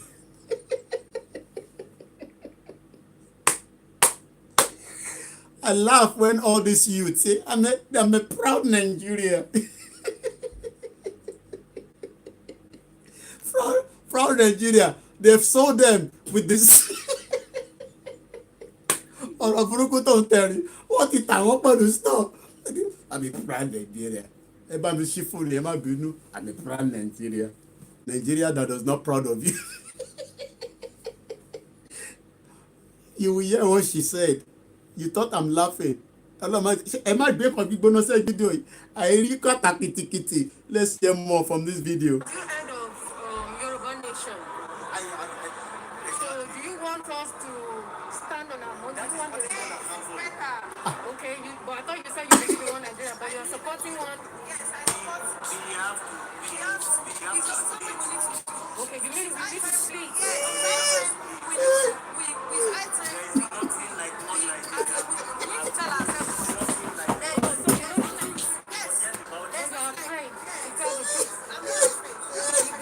We should all stand on our own. Yes, we should all stand on our own. We are not one. We're just intelligent ocean team. Now you're talking. If you are one, this thing that is happening to us happen. Because of the way ShopRite has happened. She won Nigeria, but now she wants to. That is why they are treating us. If we have government, they cannot just. Let me take you. You said you don't believe in one Nigeria. Give me a reason why you don't believe in one Nigeria. We have the heads like. I'm going to post this video on our timeline, later on. Oh. Now, You see why Chief Sunday Igboho came out to say your governor, your federal is not defending you, but some of us are taking it as a joke. Let's open the line again. Ẹ má bínú, ẹ mọ̀ pé a lè gbé pè nígbà tí n tó fẹ́ já. They thought they could believe in one Nigeria, but one Nigeria have sold them with the store. Ó ti tà wọ́n. They've been sold. Again, they've been marginalized. The union. I thought somebody was saying union there. Plus 44759. I said it's a late night broadcast. Support Koiki Media. Some of you think that when I say support Koiki Media, it's because we are desperate. No, it's the right thing to ask for. Well done, sir. Bàbá mi, mi ò tó pè yín lórúkọ mọ́ o, bàbá mi. Ẹ kú iṣẹ́, ẹ wò ó. Bóyá irú situation tá a wà nílùú òyìnbó. Mo ẹ̀ṣẹ̀ dé láti ibi iṣẹ́ 7 to 7. Mo tún lọ 11 to 7. So I don't have more than 2 hours ni tí mo fi máa sùn, tí mo fi máa lọ ibi iṣẹ́. But when we get our Yoruba nation, it will never be like that. Wọ́n sọ bíìlì tán fi máa kú ìlú òyìnbó. Then I want to talk about the flag. Yes. The official seal of Yoruba nation. Let people know from now. So, advertisement, because the UNPO, Abamon United Nations, they wouldn't recognize anything we are doing with that flag we're using, except some protocols, some change. Registration, yes. Because that's the official seal. Now I understood why they were saying so. That is the real official flag of the nation, except they go and do how they will change it. And this is what a lot of us are doing. We are working tirelessly outside the country. Those at home are working as well, but kò yọ náà ni. Àní wọ́n ta stock pẹ̀lú wọn.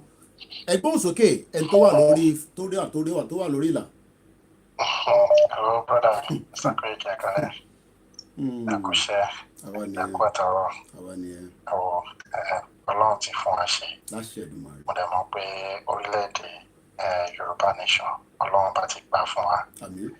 Ọdún àwa náà ṣe níṣẹ́ táwa náà bá ṣe tó pọ̀ rẹpẹtẹ. but mo nígbàgbọ́ ni because ẹ̀gbọ́n mi àwọn méjì ni ìkan wà níbẹ̀ báyìí ìkan wà ní Canada. Wọ́n máa ń bẹ̀rẹ̀ question á ní kí believe wo ni wọ́n ní tó fi wá so believe pé ní ẹ̀ máa wọ̀ máa ní sísá mi máa rí pé tásìkò yẹn bá tó ẹ máa rí nǹkan tí mo ń sọ. Ṣé rí fídíò tẹ bẹ́ẹ̀ nípa àwọn guys tí wọ́n ta ní Shoprite yẹn. Yes. In fact, it is actually very, very touching. Mo ti lọ sí so many places. Bí àwọn blacks wọn bí wọ́n ṣe máa ń bullshit àwọn òyìnbó. Ìjọ tí mo lọ ra ọjà ní Shoprite Nigeria tí mo rí bí wọ́n ṣe ń treat àwọn títí wa. Mi ní parọ́ fún ìjọ yẹn gan mo láti sọ fún wọn ni mo fẹ́ rí manager wọn because inú ń bí mi. The way bí wọ́n ṣe treat àwọn èèyàn wa. Ṣé rí kíní yìí wọ́n láti stop. It has to stop. No matter what it is, gbogbo effort gbogbo àtàbà lè ṣe. Mo ń ṣe kankan. Ifá mo ṣe gbogbo kíní yẹn ní rẹ̀ lọ́tọ̀ bí mo ṣe mo discover pé mo take message yẹn wọ Nigeria. Mo ń ṣe kíní yẹn on my own. Tí ma ti ṣe tán, màá jẹ́ kí n mọ̀. Tí ma ti ṣe research mi tí mo dẹ̀ lókè mo ti rí ti Nigeria. Fún àwọn tí wọ́n tún wà ní rural area. Because mo discover àwọn pé awareness ń lọ, but the awareness tó ń lọ yẹn kò tó. Kí ni àkọ́ táwọn agọ́dẹ lè ṣe? Àwọn tó wà nínú gbọ́ ẹlòmíì, Mr. Koiki, ṣé ó yẹ kó pa ṣé nílùú ta ní everything? Ṣé ó tiẹ̀ yẹ káwa yìí kan ṣé yẹ káwa àtàṣà ìyẹn number one? Wọ́n àti ó pẹ́ last yẹn wọ́n ní ìṣẹ́ 2 hours làwọn máa fi sùn. Àwọn tó máa pọ̀ dá. Tó ń ṣe kékeré. Tí wọ́n ṣe kékeré. Àwọn tó wà lé wọn ò mọ̀ pé àwọn èèyàn máa ń kú sí ẹnu iṣẹ́ ní abroad. Tó bá mọ̀ ní that àwọn ajá wọ́n believe pé bóyá àwọn àtàwà níta wọ́n believe pé bóyá àkàn ń sọ̀rọ̀ wọ́n mọ̀ pé we are seeing a lot. In fact, mi ní parọ́ fún yín fídíò Shoprite tí mo wò yẹn ó touch mi ní parọ́ fún yín ó touch mi gan because the way they are treating us ṣètìrí àwọn kan ṣì ń believe pé wọ́n Nàìjíríà nǹkan kan tí mo fẹ́ kó mọ̀ ni pé wọ́n lè change law Nàìjíríà o but wọ́n ò lè change attitude àwọn èèyàn kan so an attitude that ẹ̀ ń sọ yìí dẹ̀kẹ̀rẹ̀ òun ni attitude àwọn Fulani wọn ò lè change àwọn greedy politicians wọn ò lè change attitude wọn àwọn tó jẹ́ pé àwọn pàtó ìpè ara wọn nìkan náà mọ̀ wọn ò lè change attitude wọn the only thing that can be changed òun ni wípé ká ní Yorùbá nation. And definitely, no matter what it is, we are breaking out of it. The Yoruba nation has come to stay, but we need more awareness. Àwọn tó bá ń gbọ́ mi kàn jọ ṣètìlẹ́ nǹkan tó yà wọ́n ẹlòmíì ni pé social media ó ní agbára gan agbára tó dẹ̀ níyẹn ó strong because òun ní àfíńkàtà àwọn ọmọ jù tí wọ́n bá mọ̀ because gbogbo information táwọn èèyàn ń gbọ́ níta yìí dání kò sí social media ni káláyé ìgbàdélé kí wá Mr. Yomi kò sí social media náà àwọn ìmọ̀jẹ̀ kan náà máa ti pa. mo fẹ́ yọ jáde nínú ọ̀rọ̀ tí alàgbà yẹn sọ tán but ẹ jẹ́ àkọ́kọ́ gbọ́ ẹni tí ó tún pè and I will go back to that. Hello caller. Hello sir. Ẹ káàbọ̀ sórí ètò. Ẹ kò ṣe nípa àṣeyàn ni mo fẹ́ sọ. So ó ṣe pàtàkì gidi gan ẹ má jẹ́ ká mú ní kékeré o kò ṣe tó kékeré. Èyí tá a fi rẹ́gísítà ní UNPO that is our CMAPO is our signal to the whole world. Either I like it or I like it. Òun la máa lò. Tá a bá kẹ̀ wá rí opportunity láti change it. Àwa change it. But for now, it's either you like the blue or white, and the choice. One man take it serious. It's very, very important. Ìlú ìlàwà wọn fi nǹkan kékeré nǹkan bẹ́ẹ̀ yẹn ṣeré, kò dẹ̀ ṣe nǹkan kékeré. That is our SEMA for now. Ẹ jẹ́ ká sọ fún gbogbo àwọn èèyàn ká fún wọn orientation. Not until bóyá káwọn bàbá bá lọ opportunity láti change it. Ẹ má fi ṣeré rárá. That's our code. That's our SEMA over there with them. So we can avoid to toy with it. Okay. Ẹ ṣé gan ni. Mo dúpẹ́ lọ́wọ́ alàgbà tó pè tán, but before that call, the previous caller said something. Kí ni previous caller yẹn sọ? Wọ́n ní àwọn àǹtí àwọn wọ́n believe pé ṣé kí ni ìmáa ṣe é ṣe? Ẹ mọ̀ pé there's so many people that are thinking in that direction. And we shouldn't blame them. But what we should explain to them is, alàgbà yẹn wá sọ nǹkan kan, màá tún fún ara wa ní another 10 minutes. Please hold the call. I know you will have opportunity. Oh yes, I've heard about the Euro app and I advise me to register. You also go and register on the Euro app. Ẹni tó ń pè ní +971 ẹ ṣe sùúrù. You are watching the show tabati ní kẹ́ ṣe sùúrù. Ó ní ìdí tá a ṣe ń sọ bẹ́ẹ̀ ni so that you can enjoy and be able to add. Nítorí pé the previous caller before the last one said something. Can we really change the mindset of these Fulanis? That is a question that a lot of people also do not want to accept. And majority of those that do not want to accept are probably still benefiting one way or the other. The sound is bad. Maybe you want to come out and come back into the broadcast because you are the only one that said so. And I'll follow all the comment, even though I might not be able to respond to every comment that is coming through. Not change the mindset of the Fulani. And don't put +27. Do all the call for the time being so that we can be able to get this video across quickly and then we continue with the program. Once again, it is the late night show. And what ta store? What ta This is what happened when a country and the people are being marginalized. Tó bá jẹ́ America, ǹjẹ́ Costco lè ta? Oh yes, they can change the franchise, they can change the ownership. That is normal.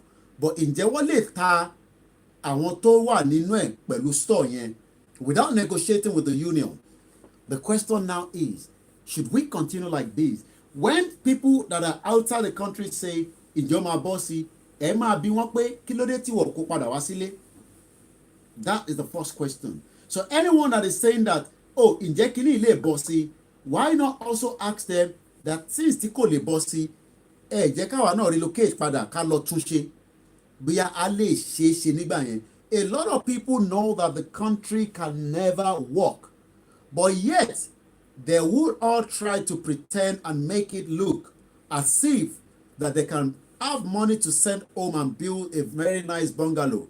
But wọ́n ti gbàgbé pé 1 million Fulani àwọn ò lè dá dúró gẹ́gẹ́ bí bàbá wa Chief Sunday Igboho. Àníṣe 1 million Fulani ò lè dá dúró. And a lot of people think that you have security with this country called Nigeria. But what you don't understand is there is nothing called security.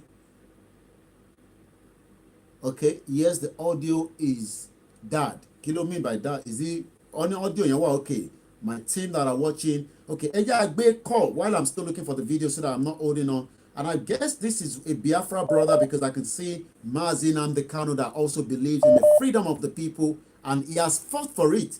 Not today. I watched a video that Mayego did and Mazi spoke some 10 years ago. You need to go and watch that video. You will also understand the same way a lot of us believe in one Nigeria as at then. But now we realize that one Nigeria is a fraud. Hello, good evening, caller, and welcome to the show. Hello, Baba Mikoiki. How are you? Welcome to the program. Ekabosa. Yeah. There's nothing odd. Yes, go ahead. So the first one is a month ago or something like that, yeah. Prof and Sunday, I believe that they declared Oduduwa nation because I saw the flags, flying here and there, and they were erected. By the way, that's a very welcome development. But my question is, following the incident that happened where you caught some guys that were impersonating soldier and stuff, and that wanted to invade Mr. Sunday Igboho's mother's house. My question now is, since Oduduwa declared themselves, why did you see the necessity of handing over these criminals to the Nigerian government when Yoruba nation is no longer under Nigeria's declared? I can't remember the date. It has been declared that. So I believe things like this are actions that, in my own perspective, I'm not speaking for anyone, but I'm speaking for myself. In my own perspective, I believe these issues are what Oduduwa was supposed to handle on their own, because if you say you are not under Yoruba nation, why take a criminal to Nigeria since Oduduwa is no longer on Nigeria? All right. That is one part. And secondly, there's something I follow you all the time. Each time your live, I get your live notification, even if I'm working, because I can work and listen to you. My other question is this, or I don't know if it's a question, but I'll hear your own side of the story. Why do you refer to the South East? Sometimes you say the Niger Delta, sometimes you say Biafra. And I noticed something before, you have always been saying Biafra. But as soon as you got this Bitoninadi, when you did that declaration of Oduduwa nation, I started seeing you mentioning Niger Delta. We have come this far. Biafra have gone a lot, and we have lost a lot. Nnamdi Kanu has done a lot with Niger. My own idea is Niger Delta has always been something the Nigerian government have used to divide us, and it's not a welcome idea. I would like you, if you cannot say Biafra, use the word Southeast, that unites everyone in Southeast. Niger Delta was never Nnamdi Kanu that God has raised to unite these people.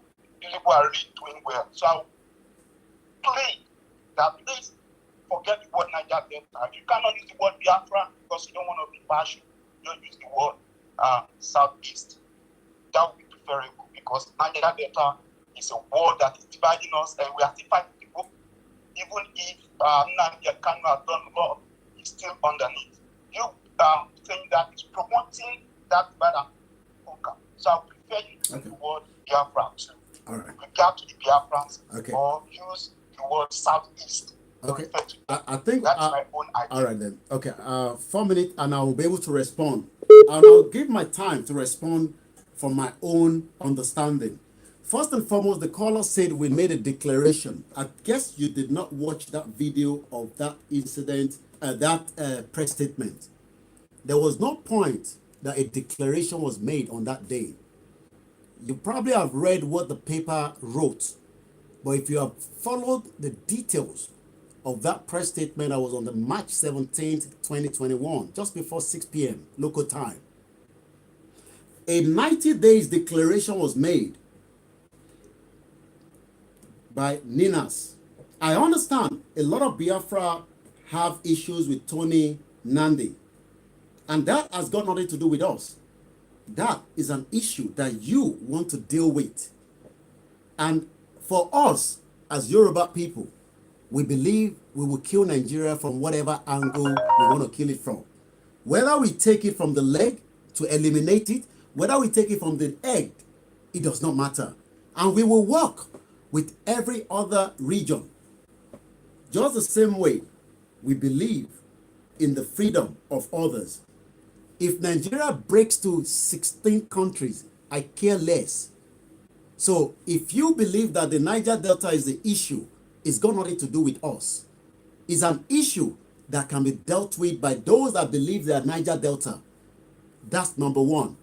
The declaration was not made on the 17th. The 90 days was what was given out of the outcome of that 90 days. The 90 days was from the 16th of December 2020. And what was the purpose of that? Is the Constitution. I understand some Biafra call Nigeria, and that is the fraudulent 1999 Constitution. So what we have done is we have given the government 90 days to make a kind of conversation, establish a contact, but they refuse to do so. So that means that Constitution become void from the 17th of March 2021. Then you talk about the why do we hand over those individuals that was I think you're talking about the 2 soldiers that came within the premises of Chief Sunday Igboho. Again, our governors within the Southwest have been given 30 days. That means because we do not want to create anarchy, a non-violent movement, which is what we are still doing at present, again, based on what the UNPO has asked us to do. So should we have kept those 2 individuals within our own cells when we are still within the Southwest? Remember, even though we have made a declaration, we have given a statement on that declaration, but if you follow that declaration, another 30 days was issued, which is still a countdown. That 30 days has been given to our governors to make their own new amendment of how we will be governed. So we would have to wait for the outcome of that 30 days. So the issue of the Niger Delta, and you talk about that, I've started calling, the Niger Delta and the Biafra and the Southeast. I can call it whatever I feel I want to call it. That is my own way of, presenting it. It might not go in line with you in terms of you calling yourself Biafra. I understand. But again, not everybody also believes in Biafra. Just the same way not everybody believes in Yoruba. Even those that believe in Yoruba nation, not everybody believes in as Oduduwa nation or Oduduwa Republic. But the issue of how many countries can come out of this contraction on Nigeria, so be it. It does not matter how many countries come out of Nigeria, as long as we are no longer Nigeria. If you have an issue within that region, whether it was created by Nigeria or not, I'm sure the indigene, those will decide how they want to move forward. And I guess that must have answered your question. So we move forward and continue to pick the calls. Good evening. Go ahead. Yeah, Ola is calling. Yeah, I just ẹ lè sọ èdè wa tó bá jẹ́ pé èèyàn lè fi bá wa communicate kò ń ṣe dandan ni pé kẹ́ sọ èdè Gẹ̀ẹ́sì. to give you a tip. There are some this man. I got an information that they want to have a plan B. This man they call Jagaban or what they call it. That he has been seeing the handwriting on the wall that these Fulanis may not allow him to contest or hand over to him. So they know what they are planning to do is that they want to divide their team into 2. So that some of them will come, they will want to come and they want to join the Yoruba struggle. They are not coming to join sincerely. They just want to use it to advance their political ambition. So you have to be very, very careful with them, because once they join us, in the name of we want to join you and be all inclusive, then they will now the Fulani will now read meaning to you that failed politicians are the one sponsoring the struggle. So let's be careful with that. And then secondly, if you help us tell Chief Sunday Igboho, I love him, and we pray that God will continue to protect him. He should be very, very careful with Panekayode. He should be very, very careful with Panekayode. I repeat it. And again, you have to be very, very careful. Somebody said the other time about these obas, that they want to plan bomb or something like that for him. And you see what happened some days ago with the letter they brought. So, and that letter did not come alone. It has the connivance of some of the Yoruba traditional rulers. Let me just keep that one for now. It's a security information. But please, all this. Once again, let's go straight to the next caller. Plus 447594050979. That is the line, and this is the late night broadcast with myself, Olayomi Koiki. Koiki Media, Yoruba Nation, way forward. Hello, good evening, caller. Ekabo Sorieto. Ekabo. Hello. Ẹ̀gbọ́n sókè, ẹ ti wà lórí ètò. Okay. Mo kàn fẹ́ pè yín sí àkíyèsí kan ni. Iṣẹ́ tó wà nílẹ̀ yìí kò ń ṣiṣẹ́ Ìgbòho nìkan, kò dẹ̀ ń ṣiṣẹ́ Kóìkì. Fún àwọn èèyàn wa tó wà ní Amẹ́ríkà, London, all over the Europe. Gbogbo àwọn ọmọ wa tán ń wò, gbogbo fídíò wa tán ń wò lórí ọ̀rọ̀ Odùduwà kò ń ṣe ṣeré o. Ṣọ́rọ̀ mi yé yín. Àwọn brọ́dà wa tán ń pè láti Amẹ́ríkà, wọ́n ṣàlàyé nípa program tó ṣe lénìí. Mi ò wá láti wá attack anybody. Nǹkan tí mo kàn fẹ́ fún àwọn èèyàn wa ni pé kan contribute. Àwọn boys wa tán wà nígboro l'Ékòó, Ogun State, kan máa top up credit fún wọn. Wọ́n ṣe ń bá wa ṣiṣẹ́ lọ. Iṣẹ́ pọ̀ fún wa láti ṣe. Ìwọ tó bá wà l'Amẹ́ríkà, o lè ra sticker, o lè tẹ poster, o send ẹ̀ sílé. Ìwọ tó bá wà ní Canada, you can do the same thing. Iṣẹ́ yìí, iṣẹ́ gbogbo wa ni.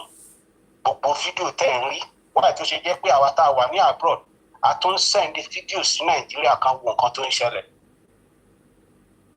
Because àwọn TV channel tẹ́ ń wò yẹn, gbogbo àwọn TV station tẹ́ ń wò yẹn, wọ́n gbé ìròyìn gidi, ìròyìn rọ́nà ń gbé jáde. So àwọn èèyàn wa tán wà ní on the ground, ní front line tán ń ṣiṣẹ́ fún wa, kí àwọn èèyàn wa tán bá ń wo fídíò wọn, wọ́n máa kàn sí àwọn ẹni yẹn, kán dẹ̀ máa ṣe ìrànlọ́wọ́ fún wọn nípa ìrìn àjò táwa yìí. Kò ń ṣiṣẹ́ Kóìkì nìkan, kò ń ṣiṣẹ́ Ìgbòho nìkan. If you are in America, London, England, anywhere in Europe, try to contribute. Tẹ pósítà, òfin ránṣẹ́, ra tọ́pọ̀ fáwọn boys wa tán lọ inú igbó káàkiri tán ṣiṣẹ́ káàkiri fún wa. Ọ̀rọ̀ mi ò jù báyẹn lọ. Ẹ ṣé mo dúpẹ́. Ó dàbọ̀. Thank you very much. Lákọ̀ọ́kọ́, ẹ má bínú ẹni tó pè tán yẹn, so many calls, over 600 missed calls so far. But let's go back to, I think the previous caller before this last one. What so many people don't understand is, Ọlọ́run dá wa ní ìran oríṣiríṣi. Lóòótọ́, aláti fi tó gbogbo àgbáyé àti ẹ̀yin ọmọ káàárọ̀ oòjíire létí bí nǹkan bá ṣe ń lọ. The reason why a lot of us are putting our mind and our focus on him is because he's the game changer. He has changed the dynamic, whether we like it or not, of this movement. But let us also remember, he is not just an ordinary person that can be picked up, that can be destroyed, that can be accosted, or that can be molested. Oh yes, the government will do their own one person, like 100, like just any other person. Tẹ́ bá ń fi ojú èèyàn lásán ta fi ń wò, nítorí pé àwa ò mọ irú èèyàn àbí irú ẹ̀yà tí Ọlọ́run dá. Ẹ̀ ń compare Ìgbòho pẹ̀lú àwọn kan, but in tí kò yé yín ni pé Ìgbòho yẹn Ọlọ́run ló dá òun fún rẹ̀. Ẹ̀yà tọ́lọ́run dẹ̀ dá ó yàtọ̀ sí ẹ̀yà tọ́lọ́run dá wa kan. Kò ń ṣe pé Ọlọ́run tó dá wọn yẹn kò mọ bó ṣe dá wọn, and a lot of us know that, but we try to play as if that because we say that some of the information that we give out, which are facts and evidence based, means that this person is scared or is worried. He is not. Let me put that across to you all. Anytime, sorry, is not scared. Nígbà tẹ́mi tí mo jẹ́ èèyàn tọ́lọ́run náà dá gẹ́gẹ́ bó ṣe dá mi, before I came to the country, even some of you never believed that I would be on ground. Some of you, majority of you, ẹ kàn ń fi ẹ̀kàn bá lọ nígbà tá à ń ṣètò, but èmi fi ń yé yín nígbà yẹn pé tásìkò bá tó, ẹni tó bá ní àyè ẹ̀ tó bá mọ̀ pé kíní ìkáhùn lára ìdàgbédání, ẹ jẹ́ a lọ ra one way ticket ká fi prepare. But some of us thought I was joking. And some of you also not believe that what we are doing, Ashima ba débi tá à ń bá lọ yìí, and it has already been 1 year. I know when I started the agitation, and I have not in one day stopped or looked back. But some of you are still hoping that we will come. Chief Sunday Igboho is not somebody that the country called Nigeria can threaten. Yes, they can bring out their own Maradona and all whatever they want to do. But he is not, and I repeat, kò ń ṣe èèyàn tí a kàn máa sọ pé Chief Sunday àgbàre Chief Sunday Igboho ni. Nítorí pé à ń fojú bí a torí tó bá ṣe fídíò kan tí ó ń jó, bí a tó bá ń ṣe àwọn nǹkan míì ta ti ń rí, ìjú yẹn la wá fi ń wò. Let me repeat this again. Jagunjagun gidi ni. Ẹ gbọ́ mi yé? Jagunjagun gidi tọ́lọ́run rán sí wa ni. Gbogbo adé la mọ̀ tán Goliath àti David. Nígbà tá a bá dẹ̀ ti mọ̀ ìtàn Goliath and David, we will know what I am talking about. So if you're assuming or putting it as an assumption that federal government akọ̀ wá wọlé wá dẹ̀ kábíyèsí Ọlọ́run, kábíyèsí Elédùmarè, Ìgbòho lọ́kàn máa wọlé, lọ́kàn máa wá gbé bẹ́ẹ̀ yẹn. Ilẹ̀ ti ṣú, kí má jẹ́ kóhùn yẹn kó lọ sókè ju bó ṣe yẹ. Ìgbòho lẹ́ ń sọ bẹ́ẹ̀ yẹn. Ṣé torí ó ti wá darẹ̀ sílẹ̀ lórí ọ̀rọ̀ Yorùbá nation, òun lẹ wá rò pé àníṣe 1 million tí bá dẹ̀ sọ pé Fúlàní mo ti kó gọ́ọ̀mẹ̀ntì mọ́, 1 million Fúlàní ò lè dá dúró. Oh yes, they will make attempt, they will try, they will use all normal nìyẹn. Wọ́n pé ẹni tọ́lọ́run dá ní bó ṣe dá, ẹ jẹ́ a máa, tá bá ń gbọ́rọ̀, ẹ jẹ́ a tún máa jókòó, ká má kàn máa fi assumption, ọ̀rọ̀ assumption yẹn náà nísìn, òun ni ọ̀rọ̀ flag tá à ń sọ̀rọ̀ ẹ̀. Nígbà tí wọ́n register flag sí UNPO pẹ̀lú kọ́lọ̀ yìí, táwa kan wá ń fi assumption pé nítorí a ti nífẹ̀ẹ́ yellow and black kíní kan òun la wá gbé dání, then we don't know what we are. Òòṣà là ń sọ yìí, bẹ́ẹ̀ ni òòṣà Ìgbòho ní bí Ọlọ́run tẹ ẹ̀ fún ní kankan mọ́, gbogbo ọmọ Yorùbá wá ń ṣàdúrà, èyí mọ iye àdúrà kan ṣe lé lórí ni ẹ wá kọ.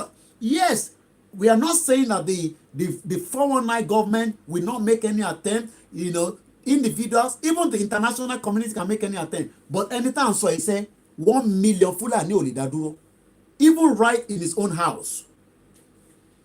Tàbá sọ pé wọ́n wá normal thing aláti sọ yẹn, ṣé kọ́ wá nísìn kí n sọ pé wọ́n wá ní, ṣé kí federal government rányàn wá nísìn ká dákẹ́ ká ní wọ̀ wá bọ́ pé wá dá dúró èmi ò tí ì rí mo ò tí ì rí ibi tí ìyẹn ti fẹ́ ṣẹlẹ̀ kàkà bẹ́ẹ̀ kàkà kí báwo lọ ṣe máa ń pe ẹ mọ̀ pé Yorùbá tèmi kàkà kékú má jẹ ṣèṣe àfiṣàwádà ní àwàdànù Chief Sunday Igboho òun lẹ́kọ̀ọ́ wá rò pé nítorí Igboho ṣà owó baba dami kọ́nà bá ń lọ́rọ̀ ẹ̀mí ẹ̀ kódà wọ́n ò lè ṣe mẹ́wàá fún bàbá Professor Banji Akintoye wọ́n ò lè ṣe mẹ́wàá fún Ìbà Gani Adams èmi ni mo sọ bẹ́ẹ̀ tá bá dákẹ́ wọ́n ń wò ní Yorùbá ni wá tá bá dákẹ́ à ń wò ní kò ń ṣe pé àmọ́ ta lè ṣe so tíyàn kan sì ń sọ pé ti Sunday Igboho Nigerian government bí wọ́n dá kò ń ṣe pé a fi ń dẹnu ọ̀ a fi ń fọ́nbù wọ́ọ̀ tó bẹ́ẹ̀ ni mo sọ èmi ni mo ń sọ̀rọ̀ wọ́ọ̀ tó bẹ́ẹ̀ ẹja máa bá ètò yẹn lọ mo tún rántí àwọn ọmọ tí wọ́n ta store wọ́n tún tà wọ́n ọmọ +447594050979 Ìgbòho ṣá ọlọ́run ló fún ẹ̀bùn ní there will be one in a million lóyìnbó máa ń pè àwọn náà mọ̀ bẹ́ẹ̀ there is a man called kí lórúkọ professor yẹn ní UK the most brilliant family in UK ọmọ Naija ni kí lórúkọ màá rántí bàbá yẹn ẹ ṣe sùúrù ó máa wá sórí padà ẹ jẹ́ ń gbé ẹni tó ń pè lọ́wọ́ yìí hello ẹ káàárọ̀ ẹ káàbọ̀ sórí ètò Ìgbòho ẹ káàárọ̀ ẹ káàárọ̀ à ń gbọ́ yín. àwọn contribution tí kan dẹ̀ máa sọ ní Nàìjíríà àti òkè òkun lọ́hùn that is number 1. Number 2 ẹjọ́ sà followers ni wá mo máa fẹ́ kẹ́ ṣe let's talk káwọn èèyàn kan máa sọ̀rọ̀ kẹ́ máa fi 5 dates sí another one third àwọn ibi tí wọ́n bá ti múná lọ àwọn ibi tọ́nà ò ti dá post ẹ̀ nílẹ̀ Yorùbá and àwọn kọ̀ọ̀kan náà dẹ̀ wà tó ń jẹ́ olóṣèlú tó ń jẹ́ gbogbo ẹ̀ ẹ máa ti ní contact wọn ẹ jẹ́ ká máa pè wọ́n sí pé nǹkan báyìí la fẹ́ afẹ́kẹ́ join bá a ti máa gba Yorùbá nation ẹ má jẹ́ àfi wọ́n lẹ̀ tá a bá ti fi wọ́n lẹ̀ wọ́n á ní ṣe àpè àwọn ẹ jẹ́ kí wọ́n mọ nọ́mbà àwọn míì ká máa pè wọ́n dọ́rin Instagram pé à ń pè yín láti ibi báyìí ni o à ń sọ fún yín pé a fẹ́ gba Yorùbá nation o compulsory kó support wa o compulsory ká sọ fún tó bá kanu pépà tí ò bá mọ̀ káwa gan pé direct ká máa sọ fún un pé a fẹ́ kẹ́ support Yorùbá nation so that wọn ò ní sọ fún ọgbọ́n mọ́ Yorùbá gbogbo. kò ní gbé ọ̀dàlẹ̀ òní wọ́n sọ ẹ ṣé gan ni bàbá wa tí wọ́n ṣe pè tán +447594050979 that is the line that is the number and we are still hello okay because sometimes it seems that I've taken the call but it doesn't show on the screen.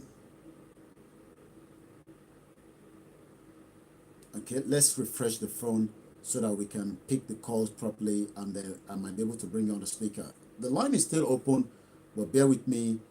It's a very busy line at the early hours of this morning. The time is 2:26. What we need to understand is we have the right to do what we are doing. Just like so many people have the right to believe. A very good morning to my beautiful mother that I've just joined. I don't know whether she has joined long or she has just joined the broadcast. Ẹ káàbọ̀ sórí ètò. Welcome to the program. Hello, caller. Yes, hello, Mr. Quinty. Just 2 points. Ẹ bá gbóhùn yẹn sókè torí speaker yẹn ti lọ́lẹ̀ so káwọn èèyàn lè gbọ́ yín dáadáa bàbá mi. All right. Oh yes, yes, Professor Chris Imafidon. 1 in a million, the most brilliant family, not brilliant, the most genius family in the whole of UK. Bẹ́ẹ̀ ni bàbá wa Sunday náà ṣe rí. Ẹ gbóhùn sókè bàbá.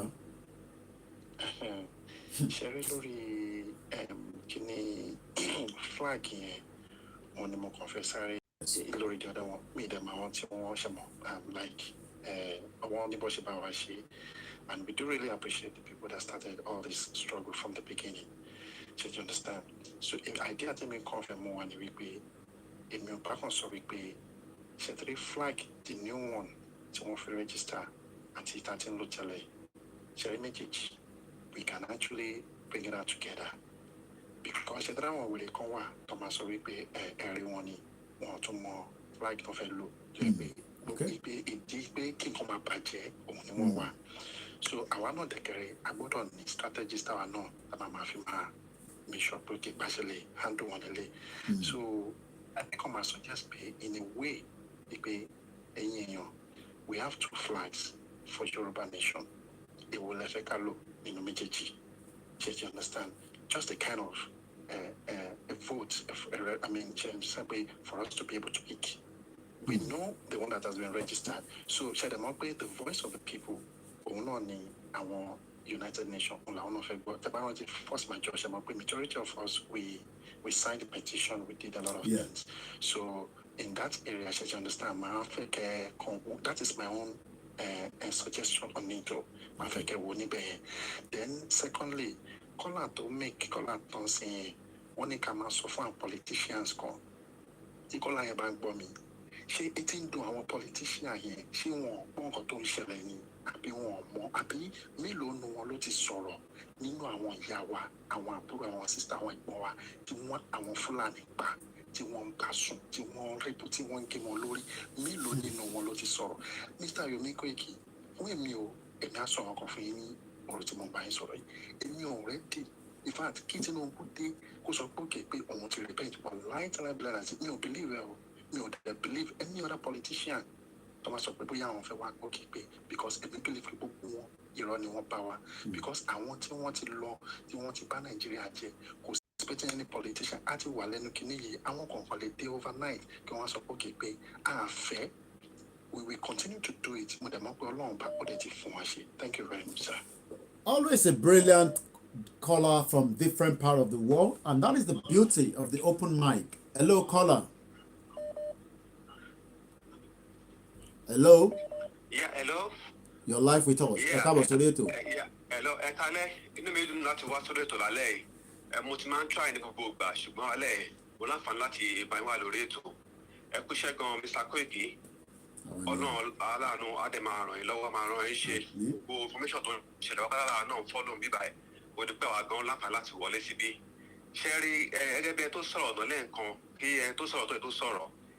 Gbogbo àwọn tó jẹ́ politicians yẹn èmi ò rí pé láti invite anybody nínú wọn anybody tó bá fẹ́ join lọ́wọ́ yìí sí ó yẹ kó ètè join ni torí ẹgbẹ́ bàbá Àgbòho ṣe máa ń sọ ọkọ̀ tó ti lọ òun ni ọ̀rọ̀ Yorùbá so kò ṣe dá padà mọ́ gbogbo àwọn àdé ń fi àdúrà ràn yín lọ́wọ́ pé kí ni kò ṣeé ṣe kò sí gbogbo àwọn tó wà lókè òkun gbogbo náà ló fẹ́ wá sílé ṣùgbọ́n nípa ọkàn oníkálukú tí ò balẹ̀ ó ṣe ń bọ́ ní kápúláàtì wá sílé ṣùgbọ́n lọ́wọ́ àgbọ̀n ti dira tán àti múra tán gbogbo àwọn ẹwà tó wà nílẹ̀ north èmi gẹ́gẹ́ bí ẹnìkan ó ti ń fi tó gbọ́n létí pé ẹni tó bá tètè gbọ́n inú yín kó bẹ̀rẹ̀ sí ní palẹ̀ ẹrù ẹ̀ mọ́ ó máa padà bọ̀ nílé lásìkò yìí because 2023 yẹn kò sí election before that time lágbára Ọlọ́run àgbọ̀n ti wá sílé àjọ máa tá tán ni Ọlọ́run àtúbọ̀ máa ràn yín lọ́wọ́ ẹ ṣé gan kí fáwọn yòókù ló bá láti lè sọ̀rọ̀. Ẹ ṣé gan ni. Let's go again into, thank you very much to the last caller, and we're just going to go into some more bit of explanation. A very good idea when it comes to conversation, especially issues that matters. I'm not talking about the contraction country. I still go back again to Nigeria, to those of us living in the Western world. If we are going to make a call from the Western world to another country, you need what they call the country code. And that country code is what is going to give you access to where you are heading to. So the issue of the flag will be decided by the same our Professor Banji Akintoye. But they have the option on the table to amend and review based on the last caller, what the opinion of the people. But we must just remember is what I am bringing on the forum. Ẹ mọ̀ pé tá a bá gbé wá, ẹlòmíì tó bá ná lọ gbọ́ pé ṣé irú Kóìkì náà gbọ́ ni àbí kankan is why we are discussing it. The issue generally in the long term can be decided, but for now we must also discuss it. And it's not to bring any kind of contradiction or contrary to what we've been doing before. But it is something that we must remember because gbogbo balance refer sí that same UNPO. UNPO yẹn ló fún wa ní right tí a fi ń gbé ìgbésẹ̀ tá à ń gbé, and also the United Nations chapter that allows us to decide whether we want to be part of Nigeria or not. And there's no point deceiving and trying to portray it separate or different. We must understand that the logic of why we are doing what we are doing now is the standard. We can decide it in the long term, but presently, in Towa Nibeni, and we must remember that always. And it often 6-month visa.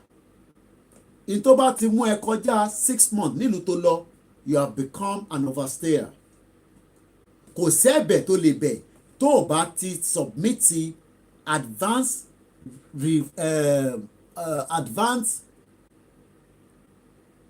renewal of that visa. So it might not be a big issue for me. But what about those that we are dealing with outside the country? Àfi tá a bá fẹ́ deal pẹ̀lú wọn mọ́ pé ká fọ́ gbogbo èèyàn yán ká wá máa decide later. Let's take more calls. It's still the late night broadcast. We have another caller. Hello. About mute background ẹ ti wọlé. Hello. Ẹ káàárọ̀. Ẹ káàbọ̀ sórí ètò. Mo fẹ́ contribute sórí ọ̀rọ̀ tẹ́ ẹ̀ sọ àìjú ní Sunday Igboho kò ṣàdúrà fún wọn náà pé kọ́kọ́ ní kọlù wọn. Ẹ̀yin náà tẹ́ tún jẹ́ àjàgbá tẹ́wà lórí mídíà náà mo rí akitiyan yín gan àná ẹ̀ mo rí bẹ́ẹ̀ ṣe ń upload bẹ́ẹ̀ lè náà follow yín bẹ́ẹ̀ ṣe ń upload nǹkan tó ṣẹlẹ̀ ní UK lè náà mo ń gbé fáwọn èèyàn káàkiri náà èèyàn dẹ̀ ń dùn. Nǹkan tí mo fẹ́ contribute ní pé ṣe nípa ọ̀rọ̀ Oòduà ó ti dúró. Àwọn ọ̀tá lè máa gbìyànjú láti àwọn ọ̀tá láti lè fẹ́ máa mú ìrẹ̀wẹ̀sì báyàn kò sí ìrẹ̀wẹ̀sì lọ́rọ̀ ilé. Tẹ́ bá lọ wo majority program bóyá lórí news inú Nigeria news yìí o kàn pé ẹnìkan wá ní àwọn minister location 419 kàn pé wọn wá. Tẹ́ bá rí comment táwọn comment Yoruba nation Biafra Yoruba nation ìlòdì. Tọ́ba ẹgbẹ́ kò tí ì bò dẹ́ pé ó kí a fẹ́ ṣe referendum yes or no kí lè rò pé àwọn èèyàn máa ṣe majority. Yorùbá nation ní nígbà tí majority bá ṣe mú Yorùbá any comment any program àwọn táwọn bá a ṣe wà yìí èmi Dubai mo wà 24 hours mo ní wifi 24 hours mo níná. Tó bá sọ pé kájọ máa drag lórí ọ̀rọ̀ mídíà á sú ẹ torí pé mo wà 24 hours mo ní wifi mo dẹ̀ níná. So tẹ́ bá lọ wo online tẹ́ bá lọ program kan ṣe lórí rédíò ní o lórí tẹlifíṣàn ní o tó ti mú pé tó ń mú mínísítà kan wá àbí wọ́n mú pàṣẹ́tà kan wá àbọ̀ mẹ́nì kan wá àbí wọ́n ṣe àbí any news kan ó gbé news kan tó ti mú nípa Nàìjíríà location 419 Nàìjíríà wà ẹ máa rí kọ́mẹ̀tì àwọn èèyàn Yorùbá nation torí àsìkò ká fún ẹlòmíì náà láàyè ẹ ṣé gan ni alàgbà wa láti ẹ ṣé gan ni láti Dubai tí wọ́n ti pè a sì ń gba ìpè ẹ̀yin ní ẹlẹ́tò mo kí gbogbo yín tí ẹ ti darapọ̀ mọ́ wa. Awareness is the next line and those awareness must be done across the Yoruba land and outside the country as well. We will bring the show to an end at exactly 3 o'clock. So we have just about 20 minutes precisely to start winding down. But I guess we have another caller and let's go straight. Let's make it as snappy as possible because after a minute, I'm going to take you off and get the next person in. Hello, good morning, caller. Ẹ káàbọ̀ sórí ètò. Good morning, sir. ẹ kú iṣẹ́ olúwa fún yín lókun àtagbára. Àmín. Hello bẹ́ẹ̀ o gbogbo ìṣẹ́gun náà aṣojú wa kò ní ṣẹ̀yìn wa lágbára Elédùmarè. ṣe rí Mr. Koiki lọ́rùn pé wọ́n ní Nàìjíríà wọ́n ní shit hole. Nigeria is worse than shit hole na shit hole yẹn gan téèyàn bá ní other words to worse the shit hole I think it will be better because I just came back from Nigeria about 3 weeks ago. Nigeria is terrible. It's terrible. It's more than terrible. I went to Ṣàgámù from Ìkòròdú. Ó tì mí ní ojú kò sígbà tí mo jáde tó mi ò ń jábọ́ lójú. Ọlọ́run á fún yín ṣe o. Olúwa fún yín ṣe o. Ọlọ́run á fún yín ṣe o. Gbọ́n tó bá ní kò ní ṣeé ṣe kò ní ṣojú wọn ní lágbára Elédùmarè. Torí ìyà tí àwa Yorùbá ń jẹ ó ti pọ̀ jù. Ìyà tó wọ́n fi wá tó ń fi ń jẹ wá ti pọ̀ jù. Gbogbo àwọn tó wà ní orí oyè àwọn politicians yẹn don't listen to them. Ẹ fi wọ́n lẹ̀ gbogbo wọn náà máa forí kó jábì. Gbogbo wọn náà máa fi orí kó jábì. Yorùbá nation yìí Ọlọ́run ti ó ti filẹ̀ fún wa. Ọlọ́run dẹ̀ ti lọ́wọ́ sí. Ọ̀hún tó lọ bá dẹ̀ ti lọ́wọ́ sí kò sẹ́ni tó lè dá dúró. Kò possible ọ̀tẹ̀ lè dá dúró. Ọlọ́run fún yín lókun àtàgbára we pray for you every day. Kò ní sún yín kò ní rẹ̀ ní agbára Elédùmarè. Ẹ̀ẹ́dẹ̀ ní jẹ̀bi inú ẹ̀ lórúkọ Jésù. Àmín. Olórí àdúrà. That's all I have to say. Olórí ẹ ṣé gan màmá wa. Olórí àdúrà nìyẹn lẹ́ẹ̀kan sí adúpẹ́ lọ́wọ́ ara wa. Adúpẹ́ lọ́wọ́ gbogbo ẹ̀yin tí ẹ ti láǹfààní àti dá sí. Ó kù bí 20 minutes ẹ bá wa máa ṣe kíákíá kí a lè máa parí ètò náà. Ẹ káàbọ̀ sórí ètò. Àwọn Yorùbá ẹgbẹ́ mi ni mo fẹ́ bá sọ̀rọ̀. Ṣé rí nǹkan tá à ń ṣe nǹkan dáadáa ni ẹ má jẹ́ kí a kánjú jù àbí ká contradict ara wa jù. Kò sí béèyàn ṣe fẹ́ ṣe oúnjẹ tí ò ní dáná. Èyí tá à ń ṣe lọ́wọ́ ìyá ṣì ń dáná ni. I can bet pé the best ni Yorùbá máa ṣe. Ní gbogbo nǹkan tá a máa ṣe la máa mú àti máa péjọ sí ẹni. A gbọ́dọ̀ kọ́kọ́ gbé nǹkan lẹ̀ láti bẹ̀rẹ̀. Orí ìrònú ni kíní ti bẹ̀rẹ̀. Èèyàn kan máa kọ́kọ́ rorí. A dúpẹ́ pé ìrònú wa ó wá graduate débi tó dé yìí. Ọ̀tọ̀ ni nǹkan tá à ń sọ last year. Ọ̀tọ̀ níbi tó kó ìkejì sọ̀rọ̀ ní last year. Tá a bá ṣe ìtọ́ kọ́kọ́ ṣe ọ̀rọ̀ wa ní débi tó dé yìí. So nǹkan tí mo kàn fẹ́ sọ briefly nìyẹn. Yorùbá gbé gbogbo wa o. Ẹ ṣé gan ni bàbá mi tí wọ́n bá wa sọ̀rọ̀ tán pẹ̀lú ọ̀rọ̀ ìyànjú tí wọ́n bá wa sọ. Mo rí pé àwọn èèyàn sì fi pè sórí ètò náà. Ẹ jẹ́ a bá màmá Lálùbáríkà sọ̀rọ̀ ẹ bá wa dá sétò náà.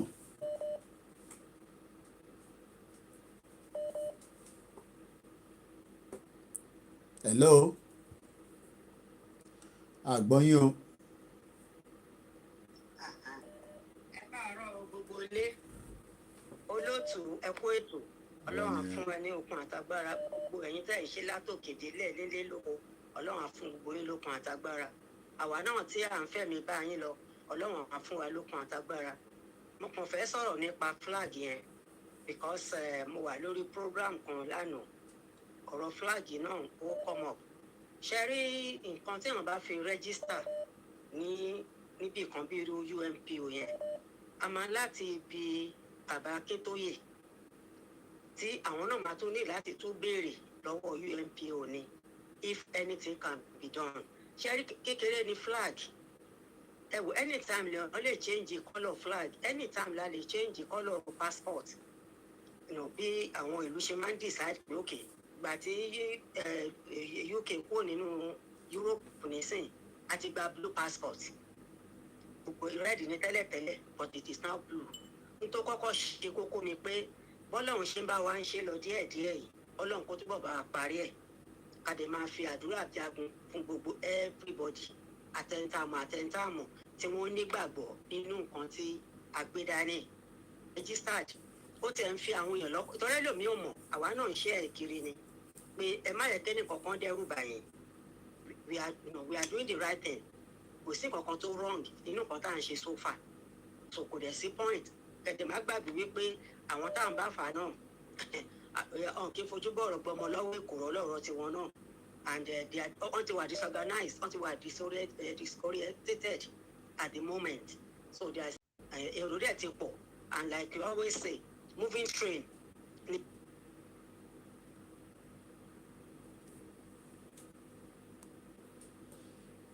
okay, ó dà pé ó ti mẹ́hẹ̀ láti ọ̀dọ̀ màmá wa tí. Hello.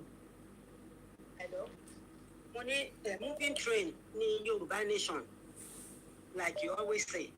Ẹlòmíì máa believe àwọn tó ń believe ní last year nísìn wọ́n ti ń believe.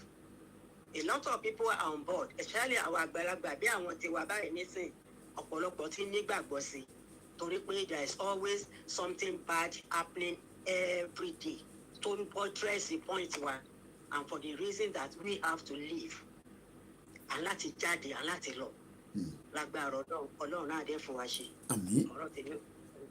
Ẹ ṣé gan ni. And that also is my beautiful mother that have also contributed onto the program as well. Mo dúpẹ́ lọ́wọ́ yín màmá tí agbóhùn yín lálẹ́ yìí lórí ètò. Ètò náà ti ń lọ sí ibi tí a fẹ́ jẹ́ kó lọ àbí tẹ́ bá fẹ́ jẹ́ ká lọ sùn nìkan ló kù. So a lè má láǹfààní àti bá gbogbo yín sọ̀rọ̀ lénìí. Bó tó bá tún di ọ̀la, ètò ń bọ̀ díẹ̀ lẹ́rí nínú in tí ànígbépè mọ́ nísìnyí torí mo ní fídíò méjì àbẹ́yọ kan tí mo sì fi play kó tó di pé màá gbé tò wálẹ̀. So you can't get through because I've disconnected the Wi-Fi on the phone so that I can concentrate on the message. Lẹ́ǹkan sí I say thank you very much to everyone that have stayed glued with us for the last, I think, about 2 hours precisely, if not a little bit more.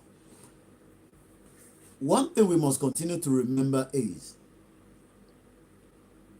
just like someone said, ibi tá wà ní last year kọ́ la wà nísìnyí o. Things have changed. The federal government knows that the country is in turbulence, but they're trying to hold on to it. But it is entirely up to us to accelerate, but in the right direction. And the right direction is part of what we are doing right now. A lot of you heard about the missing. It was taken down by those we know are terrorizing us. Let's watch the video of that fighter jet as it came down. May the soul of the 2 lives rest in peace, just like Tolulope Arotile and so many innocent lives that should have been kept but killed by the system that should have been protecting them. This is the video. الإسلام دين المسلمين ونضرب بالسيوف رقاب قوم طغوا وبغوا علينا ما نسينا سنقتل كل من نالت يداه من الإسلام دين المسلمين ونضرب بالسيوف رقاب قوم طغوا وبغوا علينا ما نسينا طغوا وبغوا علينا ما نسينا كيد الظالمين إلى يوم القيامة ظاهرين ونقسم بالذي برأ البرايا سيندم من أعان الكافرين سنبقى رغم كيد الظالمين.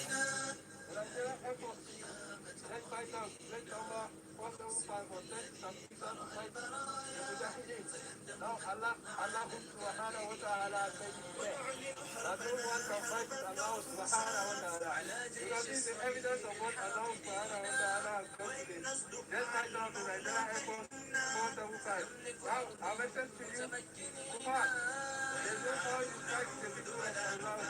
Now we are calling you to repent. The only way for you now is to repent and come and worship Allah because that's the only way out for you.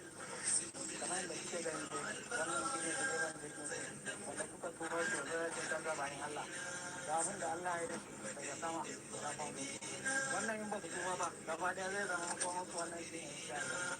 ونقسم بالذي برأ البرايا سيندم من أعان. Those are human beings killed.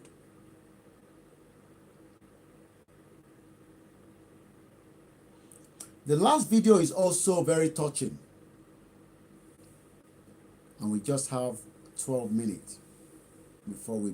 These are Nigerians to be, living inside Nigeria, but living in a different condition that some of us might not see all the time. But it's just to remind you that they are living inside the country in a very nice location. Let's watch the video.